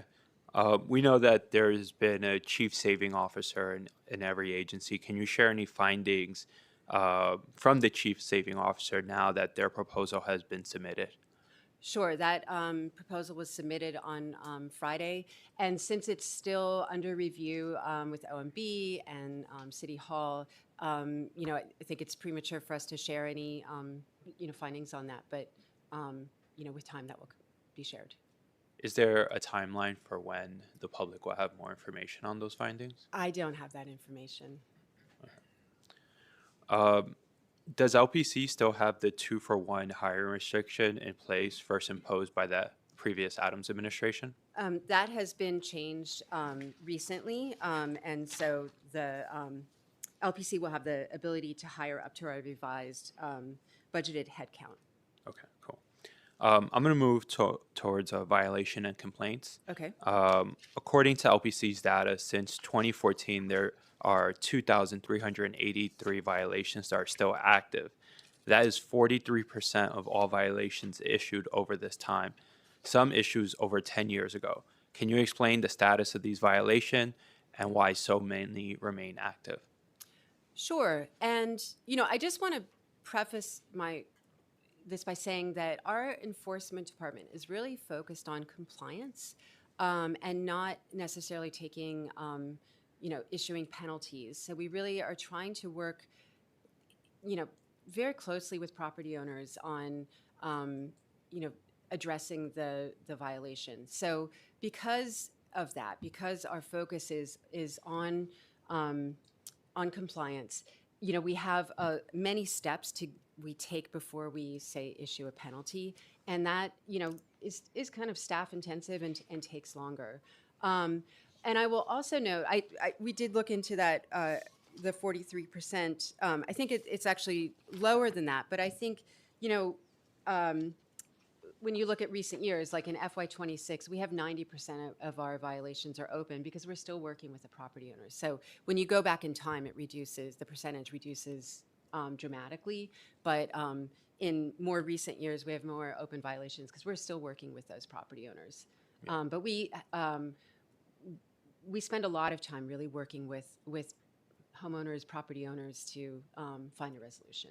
Yeah, and for the general public that doesn't know the process, there's typically a warning letter that's sent before issuing a violation. Is that correct? That's correct. And actually, we have found that 50% of the violations are cleared after sending that warning letter.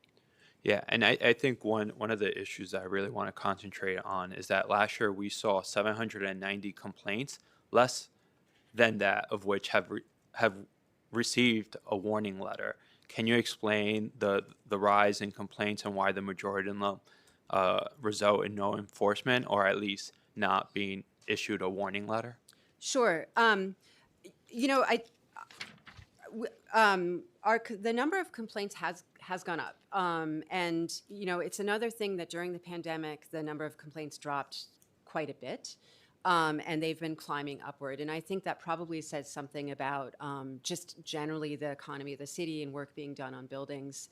And so we think that, you know, it's related to just sort of generally people seeing work done on landmark properties, and also that, you know, potentially advocacy groups, you know, sending them in. But we investigate every single complaint. But not all of them have violations. These are things that come in from the public who might think there's a violation, and there isn't necessarily one that we see. So that, you know, there's not a one-for-one correlation between the complaints and the violations by any means. Okay. I'm going to move to oversight over existing landmarks and demolition by neglect. Demolition by neglect is when landlords allow landmark designated properties to fall into such a state of disrepair that demolition is the only reasonable outcome. LPC has also indicated that they can take a compliance approach to enforcement activities, preferring to provide guidance and resources or send stop work orders and warning letters to property managers rather than issue fines and fees, as you stated. How many applications for demolition has been rejected by LPC in the last year and also in the last 5 years? Yeah, and I do want to separate out, applications for demolition, which could be something like a rear yard garage that's not contributing versus the actual demolition by neglect. So in terms of the demolition by neglect, exactly what you said is true. It is buildings that are not in sound condition and, at risk of deterioration. And so the number of buildings that have been demolished that were considered demolished by neglect is very small. We believe since 2018, about 13 buildings were demolished by an order of DOB because they were in a state that they were a threat to public safety. So, out of our 38,500 buildings, it's a tiny percentage. But I recognize that it's very upsetting to lose any of these buildings. We work very hard to not let buildings get to that place. I think people might think sometimes that it's a developer, somebody like that, or a bad actor, but it's oftentimes property owners who are struggling. And so that is why we spend a lot of time really trying to help those property owners, trying to help them get the building to a better state of repair. And again, we're really focusing on compliance instead of issuing violations. That said, though, if we need to, we do have the power to, enter into litigation, and we do that. We have 4 cases right now. So, I think that we have a good balance in this program of, trying to really get to the compliance without being punitive, but also, trying to save as many historic buildings as we can. Yeah. As many of us know, many tenement buildings in historic districts or that are landmark contain affordable housing units. Do you know how many affordable housing units were lost as a part of the number that you mentioned have been approved for demolition? I do not know that, but not all of these buildings were residential, for one thing. We could try and look into that, but I think these are largely smaller row house buildings, but we could certainly try and look into that and understand it. Thank you. Would LPC be supportive of legislation to strengthen enforcement around owner neglect and to restrict an owner's ability to demolish their landmark building? I think that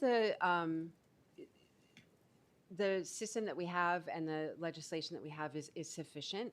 And I also want to note that in 2023, we did launch a vulnerable building action plan that has really made a difference. And we've been focusing on earlier detection of at-risk buildings.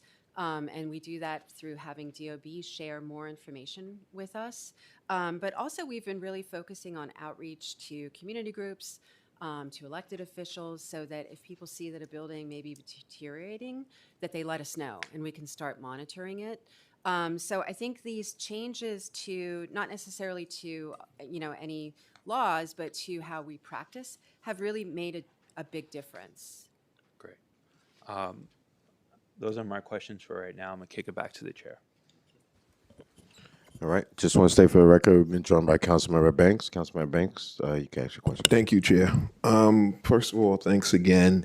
The Landmark Commission, Preservation Commission has identified, quote, demolition by neglect, unquote, as a growing issue. Where landmark properties fall into despair due to lack of maintenance.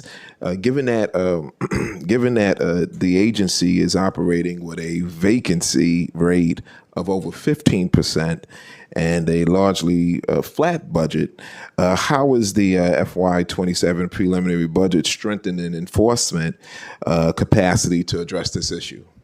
Well, thank you for that question. Our enforcement department is fully staffed, so we don't actually have any vacancies in that department.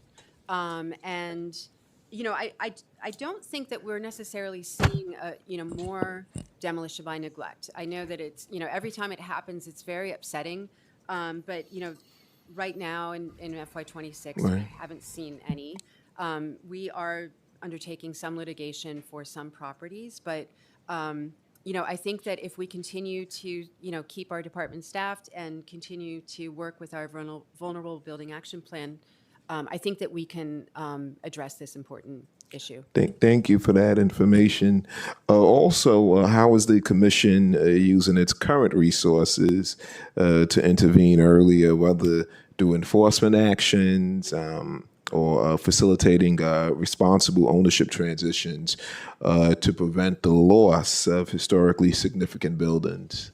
Sure, and I think that one way is that we're getting information from Department of Buildings. So we have, data sharing on buildings that might have violations, that are landmarks that have violations with DOB, so we can start to have better monitoring. Okay. Yeah.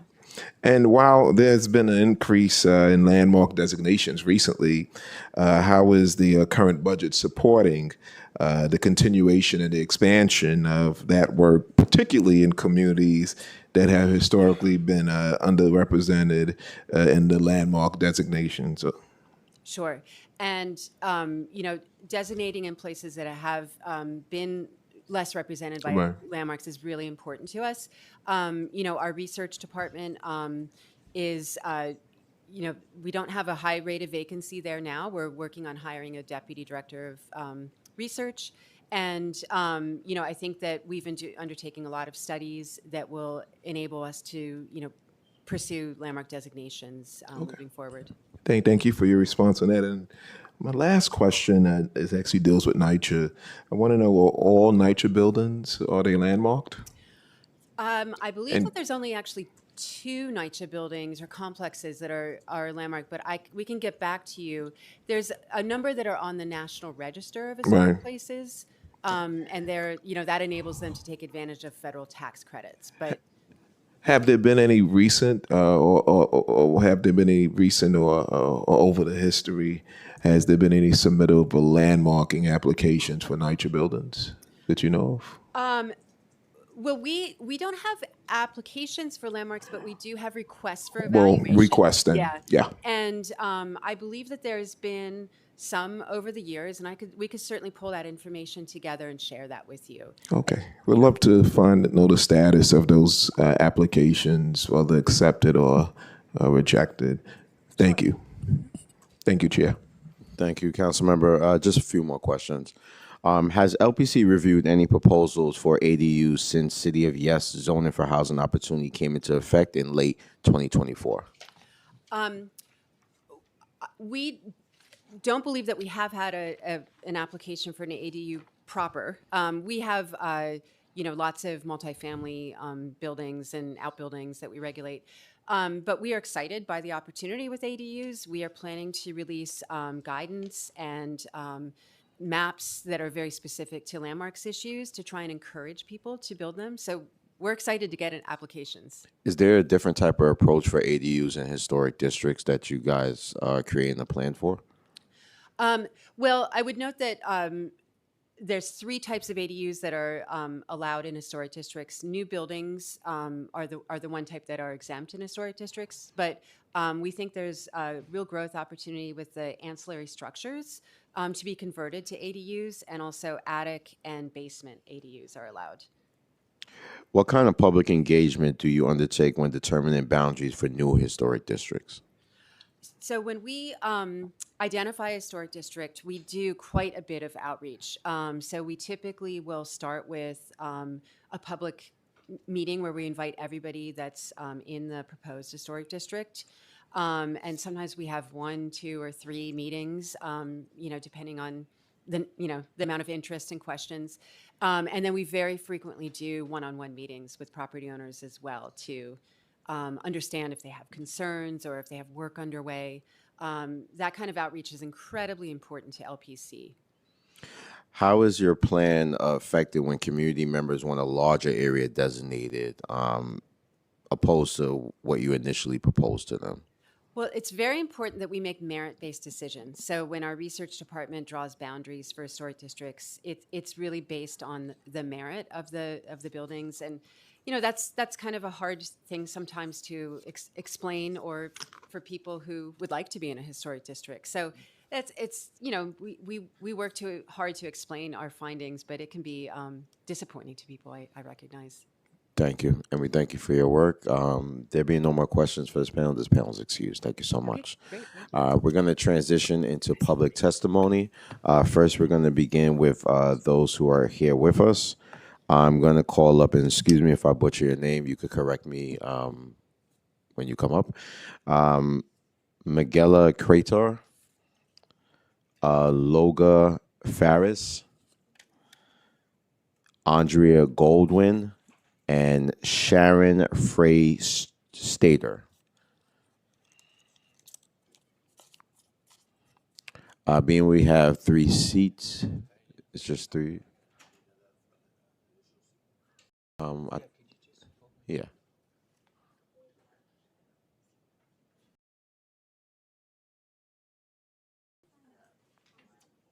Online or in person? Okay, so we're gonna get your form. So you know what? We'll just take 3 now, and then we'll do another panel. So you could take away the chair, and we'll do the next panel. Okay. Walter, can you just give her a form so she can fill out? Thank you. I'm sorry, Miss. What was your name? Sharon. All right, I'll call you on the next panel, Sharon. Okay. Members of the public are going to be given 3 minutes to testify. Please, after you hear the buzzer, if you could just wrap it up 15 seconds after that. We're going to do in-person testimony, and then we're going to transition to online testimony. First, we're going to hear from Andrea.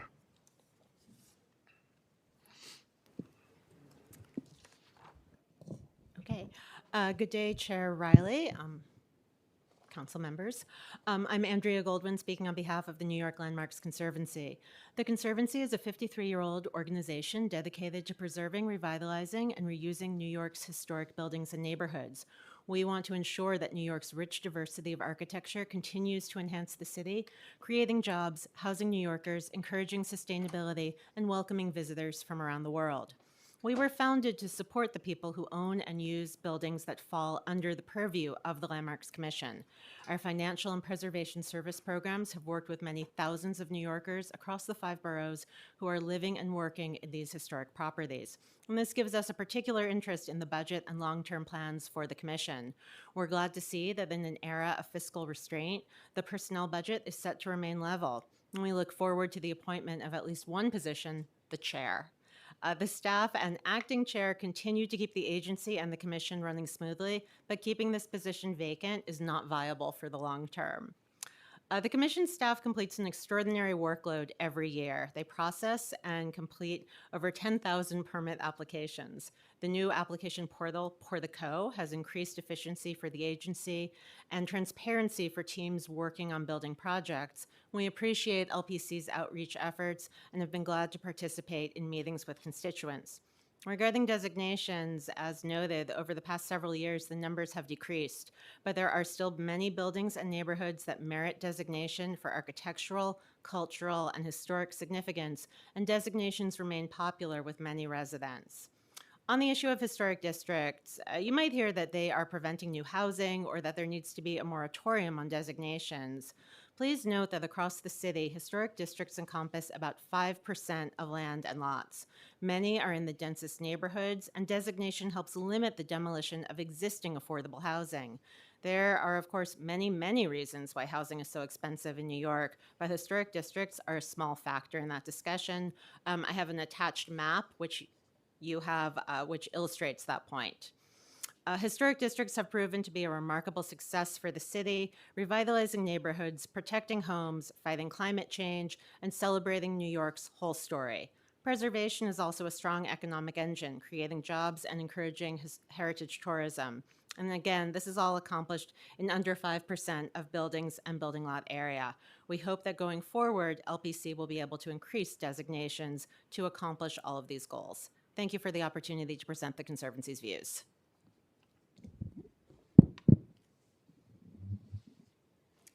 Thank you. Good morning, or good afternoon. My name is Logan Ferris, and I serve as the political director at Open New York, a statewide grassroots advocacy organization that advocates for more homes, lower rents, and tenant protections. Thank you, Chair Riley and members of the committee for allowing me to speak today. In November, New Yorkers voted overwhelmingly to meaningfully address our housing crisis by making it easier and faster to build homes in every corner of our city. These changes expanded upon the historic progress made in the City of Yes for Housing Opportunity and the City Council's City for All, which collectively enabled over 80,000 new homes across the 5 boroughs. While these changes mark a massive step towards addressing our historic housing crisis, it also means that we're asking for even more from the Department of City Planning, from small private applications to large neighborhood rezonings that will create tens of thousands more affordable homes. All of it requires staff and resources. Cutting DCP's budget by 12% as proposed will save just $6.8 million, not much in the context of the large city budget. The minor savings achieved will be eclipsed by the costs of working people continuing to leave our city, taking their talents and tax dollars with them. New Yorkers were clear this past election. We need to continue to make strides to create more housing and lower the rent. Mayor Mamdani and Speaker Menon agree that we must drastically increase the number of homes in our cities in our city in order to make it affordable for working families. We've made great progress with City of Yes and City for All. Now we must empower DCP to deliver the housing New Yorkers need by funding the agency above and beyond last year's allocation. Thank you for the opportunity to testify. Good afternoon. Thank you, Committee Chair Riley and members of the Land Use Committee for the opportunity to testify today. Given time, I've abbreviated our written submission, which provides more details and examples of the concerns I will share with you. My name is Michaela Crater. I am the Interim Executive Director, and I'm speaking on behalf of Southwest Brooklyn Industrial Development Corporation, SBIDC for short. For over 40 years, we have served as the industrial businesses and workers of Sunset Park, Red Hook, and Gowanus. Across these neighborhoods, more than 2,000 industrial firms power the working waterfront, from food production, garment manufacturing to film and TV, fabrication, wholesale, and logistics. And we have deep, decades-long relationships with these companies and businesses, and we know the pulse of these sectors. We are the local intermediaries that connect them to government. Each year, our organization supports over 250 companies and businesses through direct services and advocacy, and since 2017, we've helped place more than 2,000 New Yorkers into quality, family-sustaining jobs. And land use decisions made by the city directly impact and shape the stability of these companies and businesses and the communities that rely on these jobs. SBIDC has served as a steward of what is formerly referred to as the city's in-place industrial park since the late 70s, supporting safety and sanitation and later the evolving needs of what are now referred to as industrial business zones. While these challenges that businesses have changed, the need for constant specialized guidance has not. I'm here today because that continuity is at risk. The city is currently proposing to eliminate the only public program dedicated to supporting these small manufacturers and industrial companies, the IBSP program. For SBIDC and our brothers and sisters in the industrial service areas, this represents a significant cut to our budgets. For the sector, it means a loss of critical specialized support that no generalist program is positioned to replace. This is being framed as streamlining. It is not. This is policy making in the name of efficiency with very real and very foreseeable consequences. Industrial companies and businesses operate within highly specialized systems, land use, logistics, workforce, and regulation. A generalized approach cannot replace the trust, expertise, and relationships that have been built over a decade, and that trust matters. For example, when Workspace 11, a Gowanus-based fabrication firm, faced displacement due to an eminent domain proceeding, SBIDC was the first to inform them and the partner that helped them navigate what came next. We guided them through negotiations, financing, and relocation, helping them stay in the neighborhood that preserved over 30 jobs. This is what specialized place-based support looks like, and it can't be replicated by a program that does not know the block, the business, or the history. We are coming to your committee because you hold the keys to land use decisions that impact businesses, and these are your constituents. We support making the city more funding, more efficient, and I see I'm out of time. more efficient, but not at the expense of the city's ability to provide targeted, trusted support to essential businesses. There must be a better way to achieve our shared goals. We urge you to work with administration to remove the industrial services from the proposed RFP that SBS has positioned, extend the IBSP contracts for several years, 2 years, work with us to build a modern sector-specific program. This is about whether New York and its stewards who make or break our small businesses continue to invest in the systems that allow it to function and adopt. Thank you for your time and consideration. Thank you, and I would just ask if you haven't already, to give us a copy of your testimony. Thank you so much. This panel is excused. The next panel we're going to hear from is Emmy and Sharon.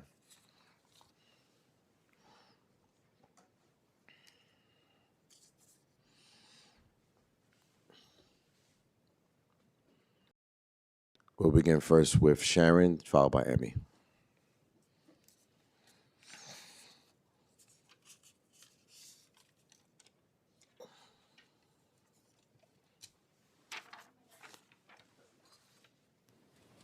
Okay. Hello, my name is Sharon Freistetter. I come on behalf to you today from an organization that's grassroots called Club A Kitchen.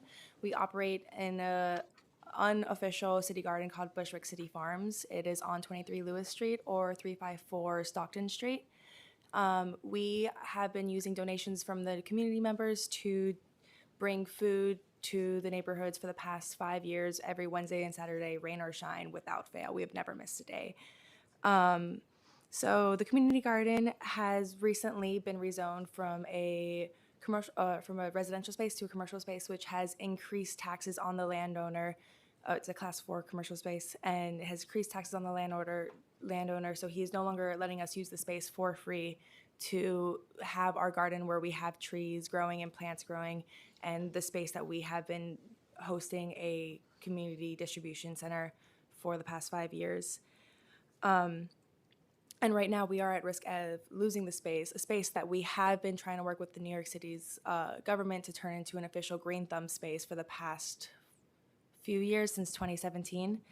So I am here for your consideration to allocate this space into an official Green Thumb space to keep using it for the neighborhood as we have been for ever since 2011. So as a humanitarian, we have been allowing the people who come every single week to use the space to grow their own food, and they're there working on the plots, making food, growing herbs, growing produce, as well as standing in our line to receive the food that we have been bringing to them. And we have had volunteers coming from all over the city with cars, with whatever they can do to drive over food, to reach out to the local grocery stores to bring resources to these people. And we adjust with the neighborhood and have been adjusting. So when a men's shelter opened up across the street, we used our funds to buy porta potties or rent porta potties, and we cleaned them out weekly. We talked to these men, we gave them food, we gave them resources, and find anything that to move them forward and to find jobs. When the egg prices went up and no one was able to buy eggs anymore, we have chickens on the farm that we have distributed dozens of eggs to the people in the neighborhood. Just recently, when SNAP benefits were cut for the city, we were able to gather all our volunteers and funds to buy more food to support the increase of load of families waiting in line to receive produce for the month of November. And as I have mentioned, this garden has been a work in progress that we have been working on since 2011. So we have trees that have been growing there for 11 years. We have apple trees, plum trees, fig, mulberry, trees that actively reduce the heat in New York City and increase the air quality in New York City. I personally want to grow chestnut trees with New York City's restoration project, but we cannot do that without this being an official Green Thumb space, and we really hope that you guys are willing to help us out. Thank you.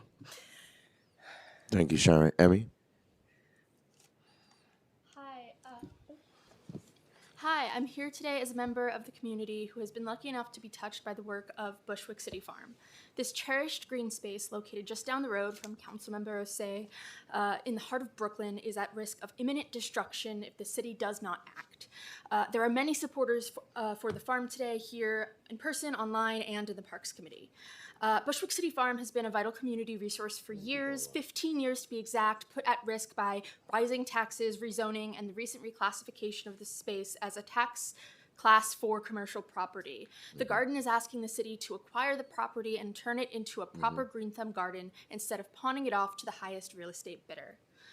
While I'm sure many will speak today and submit written testimony on the specifics of the bureaucratic situation, I want to talk money. In a time with skyrocketing rent and rampant gentrification, the city using its limited resources to acquire a community garden may seem low priority. But make no mistake, this is not a cost to the city, because I believe Bushwick City Farm and groups like Club A Kitchen, where it operates out of, has already saved the city millions, yes, millions of dollars in its 15 years of existence. The farm transformed an abandoned lot that was essentially a neighborhood dump full of mattresses and needles into a flourishing community space. It's fed thousands of families, rescued and grown and distributed thousands of pounds of food, cleaned up, quite frankly, unholy amount of trash, and provided unique educational and cultural opportunities to countless community members, especially kids, like aquaponics, concerts, and lessons on food sovereignty. It served hundreds of migrants who were relocated to a shelter across the street that closed down last year. The Bushwick City Farm is not just a community of gardeners. It is a community of people who, often using only our lived experiences, Google, and each other, have acted as farmers, teachers, caregivers, food distributors, social workers, homeless street outreach specialists, conflict mediators, legal experts, city planners, harm reductionists for people who struggle with addiction, case managers, translators, sanitation workers, and crisis first responders. Bushwick City Farm has truly done it all, day in, day out, for 15 years. I truly believe the BCF community has saved thousands of lives, in addition to the millions of dollars that this labor would have otherwise cost the city. Allocating funds to preserve the farm is not an expenditure. It is breaking even, and even more, it is an investment. The labor of the BCF community has sustained the neighborhood for over a decade. When previous administrations of the city failed hungry families, BCF stepped in. When they failed migrants, BCF stepped in. When they failed to provide a safe space for children, BCF stepped in. Now we need our elected officials to step in. All of Brooklyn is forever in debt to Bushwick City Farm and its founders. Pay it back, pay it forward. Please invest in Bushwick City Farm. Thank you. Thank you so much for your testimony. Sharon, Brian is going to take your information so we can follow up and see how we could be helpful. Okay? All right. Thank you so much for your testimony. This panel is excused.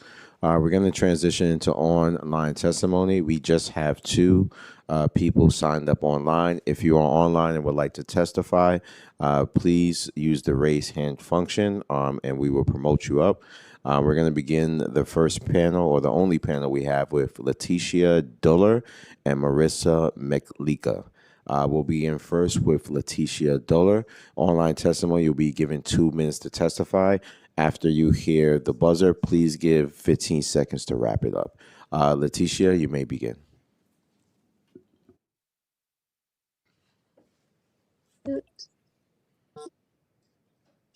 Hi, I am speaking as a longtime volunteer at Bushwick City Farms. I've been involved since November of 2020. We started distributing food with Club A during the pandemic.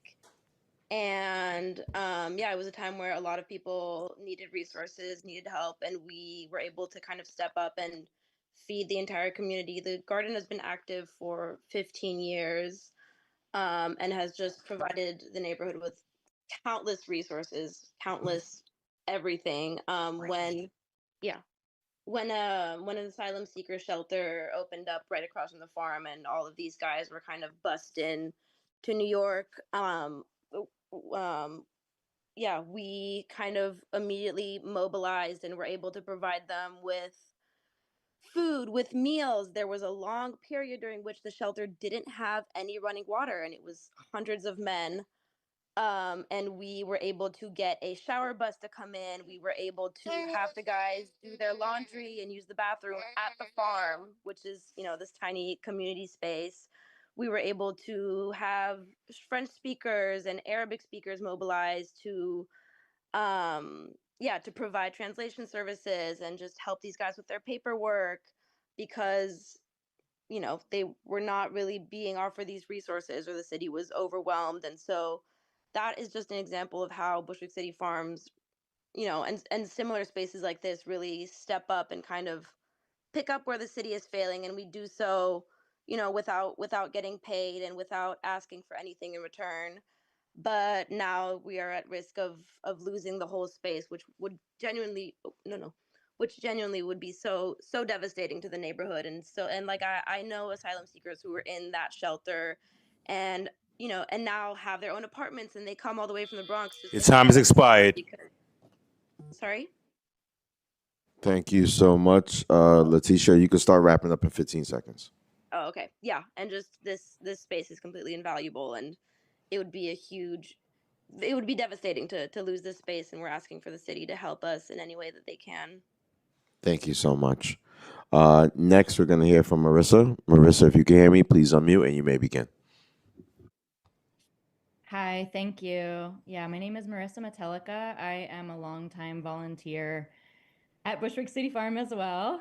Since 2012, I've been a volunteer there, and I just want to add a few things to the testimony that my colleagues have already provided. One is that the space in District 36 is, it's at the crux of, it's right near the Broadway, the Myrtle Broadway JMZ train, and so it's right near Bushwick and Bed-Stuy where they intersect. And in that area, there's a dearth of green spaces. So actually, there's nothing within a half a mile walking from the location where Bushwick City Farm exists currently. And so on a level of, needing spaces for young people to congregate outside safely, we need to maintain the space for those community needs, as well as elders who need a third space to gather and rest in the shade in the summertime, in addition to the food that people come to receive and the other supports that they receive. So I just want to urge, we have a path forward that we would like to propose, and we have been proposing, and we have actually had several meetings with Councilmember Osei's office, as well as Borough President Reynoso's office. And so, there is a precedent for this kind of allocation of privately held space to be allocated to Parks Department and turned into Green Thumb, and that is by using the discretionary capital funding from a combination of Parks Department and the council member's office and the borough president's office to purchase the land from the title owner and then turn it over to Green Thumb space. And so that's specifically what we are requesting, and we look forward to working with you. Thank you, Marissa. I see that we've been joined by one more person, so I'm going to ask Sherry-Ann Callahan to unmute, and you may begin. Thank you, Marissa.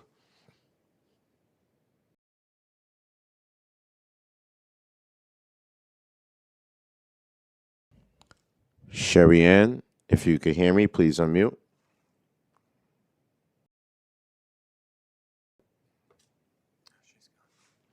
Okay, we lost Sherry-Ann.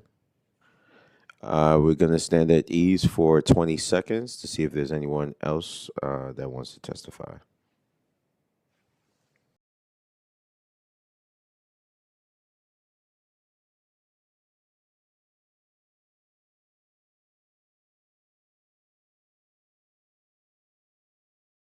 Okay.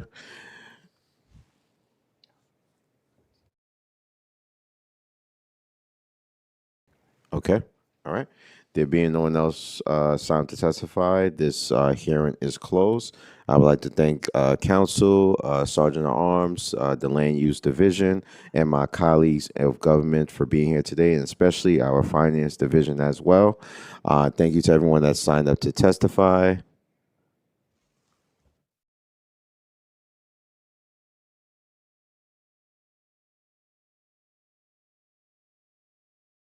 All right, hold on one second, y'all. Marissa, if you can hear me, please unmute.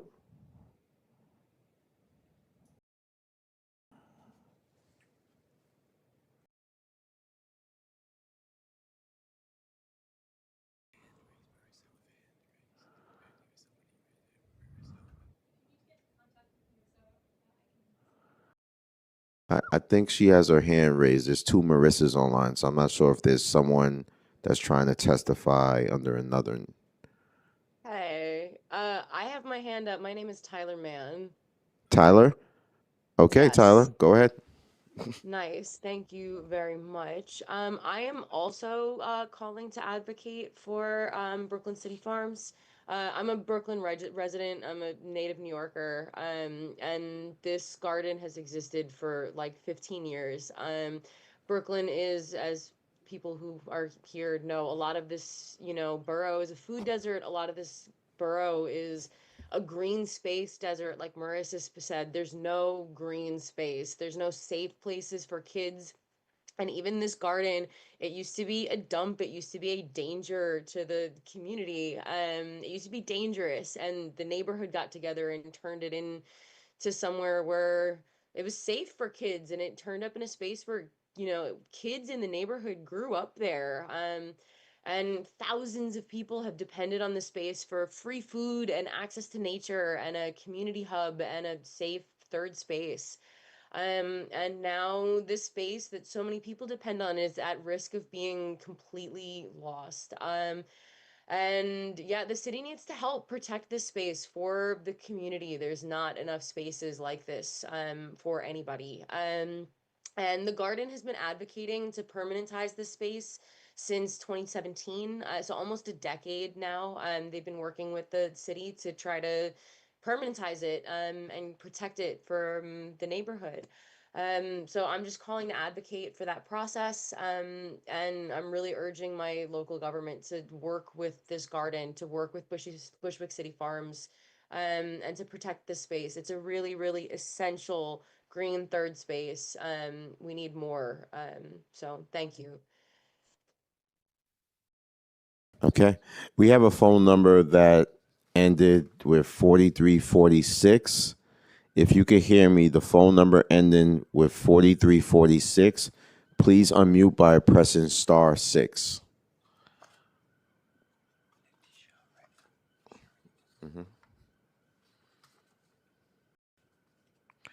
If you're the phone number ending with 4346, please unmute and press *6 to begin your testimony. Hi, my name is Mary Coker. Yes, we can hear a you. resident of Brooklyn. Okay, I'm also a resident of Brooklyn advocating for Bushwick City Farms. I live in Bed-Stuy, and this space means so much to me and my community as a place to be, a place where people can be fed, where they can, meet other community members, like I stated, where they can, be safe and enjoy what the neighborhood has to offer. And I just wanted to say that I think it should be allowed to remain as it has been for the last 15 years. And I think the city should have a part in maintaining it. Thank you so much. Okay, there's no one else online signed up to testify. With that being said, I'm going to close today's hearing. Thank you so much for everyone who participated. This hearing is thereby adjourned. Thank you.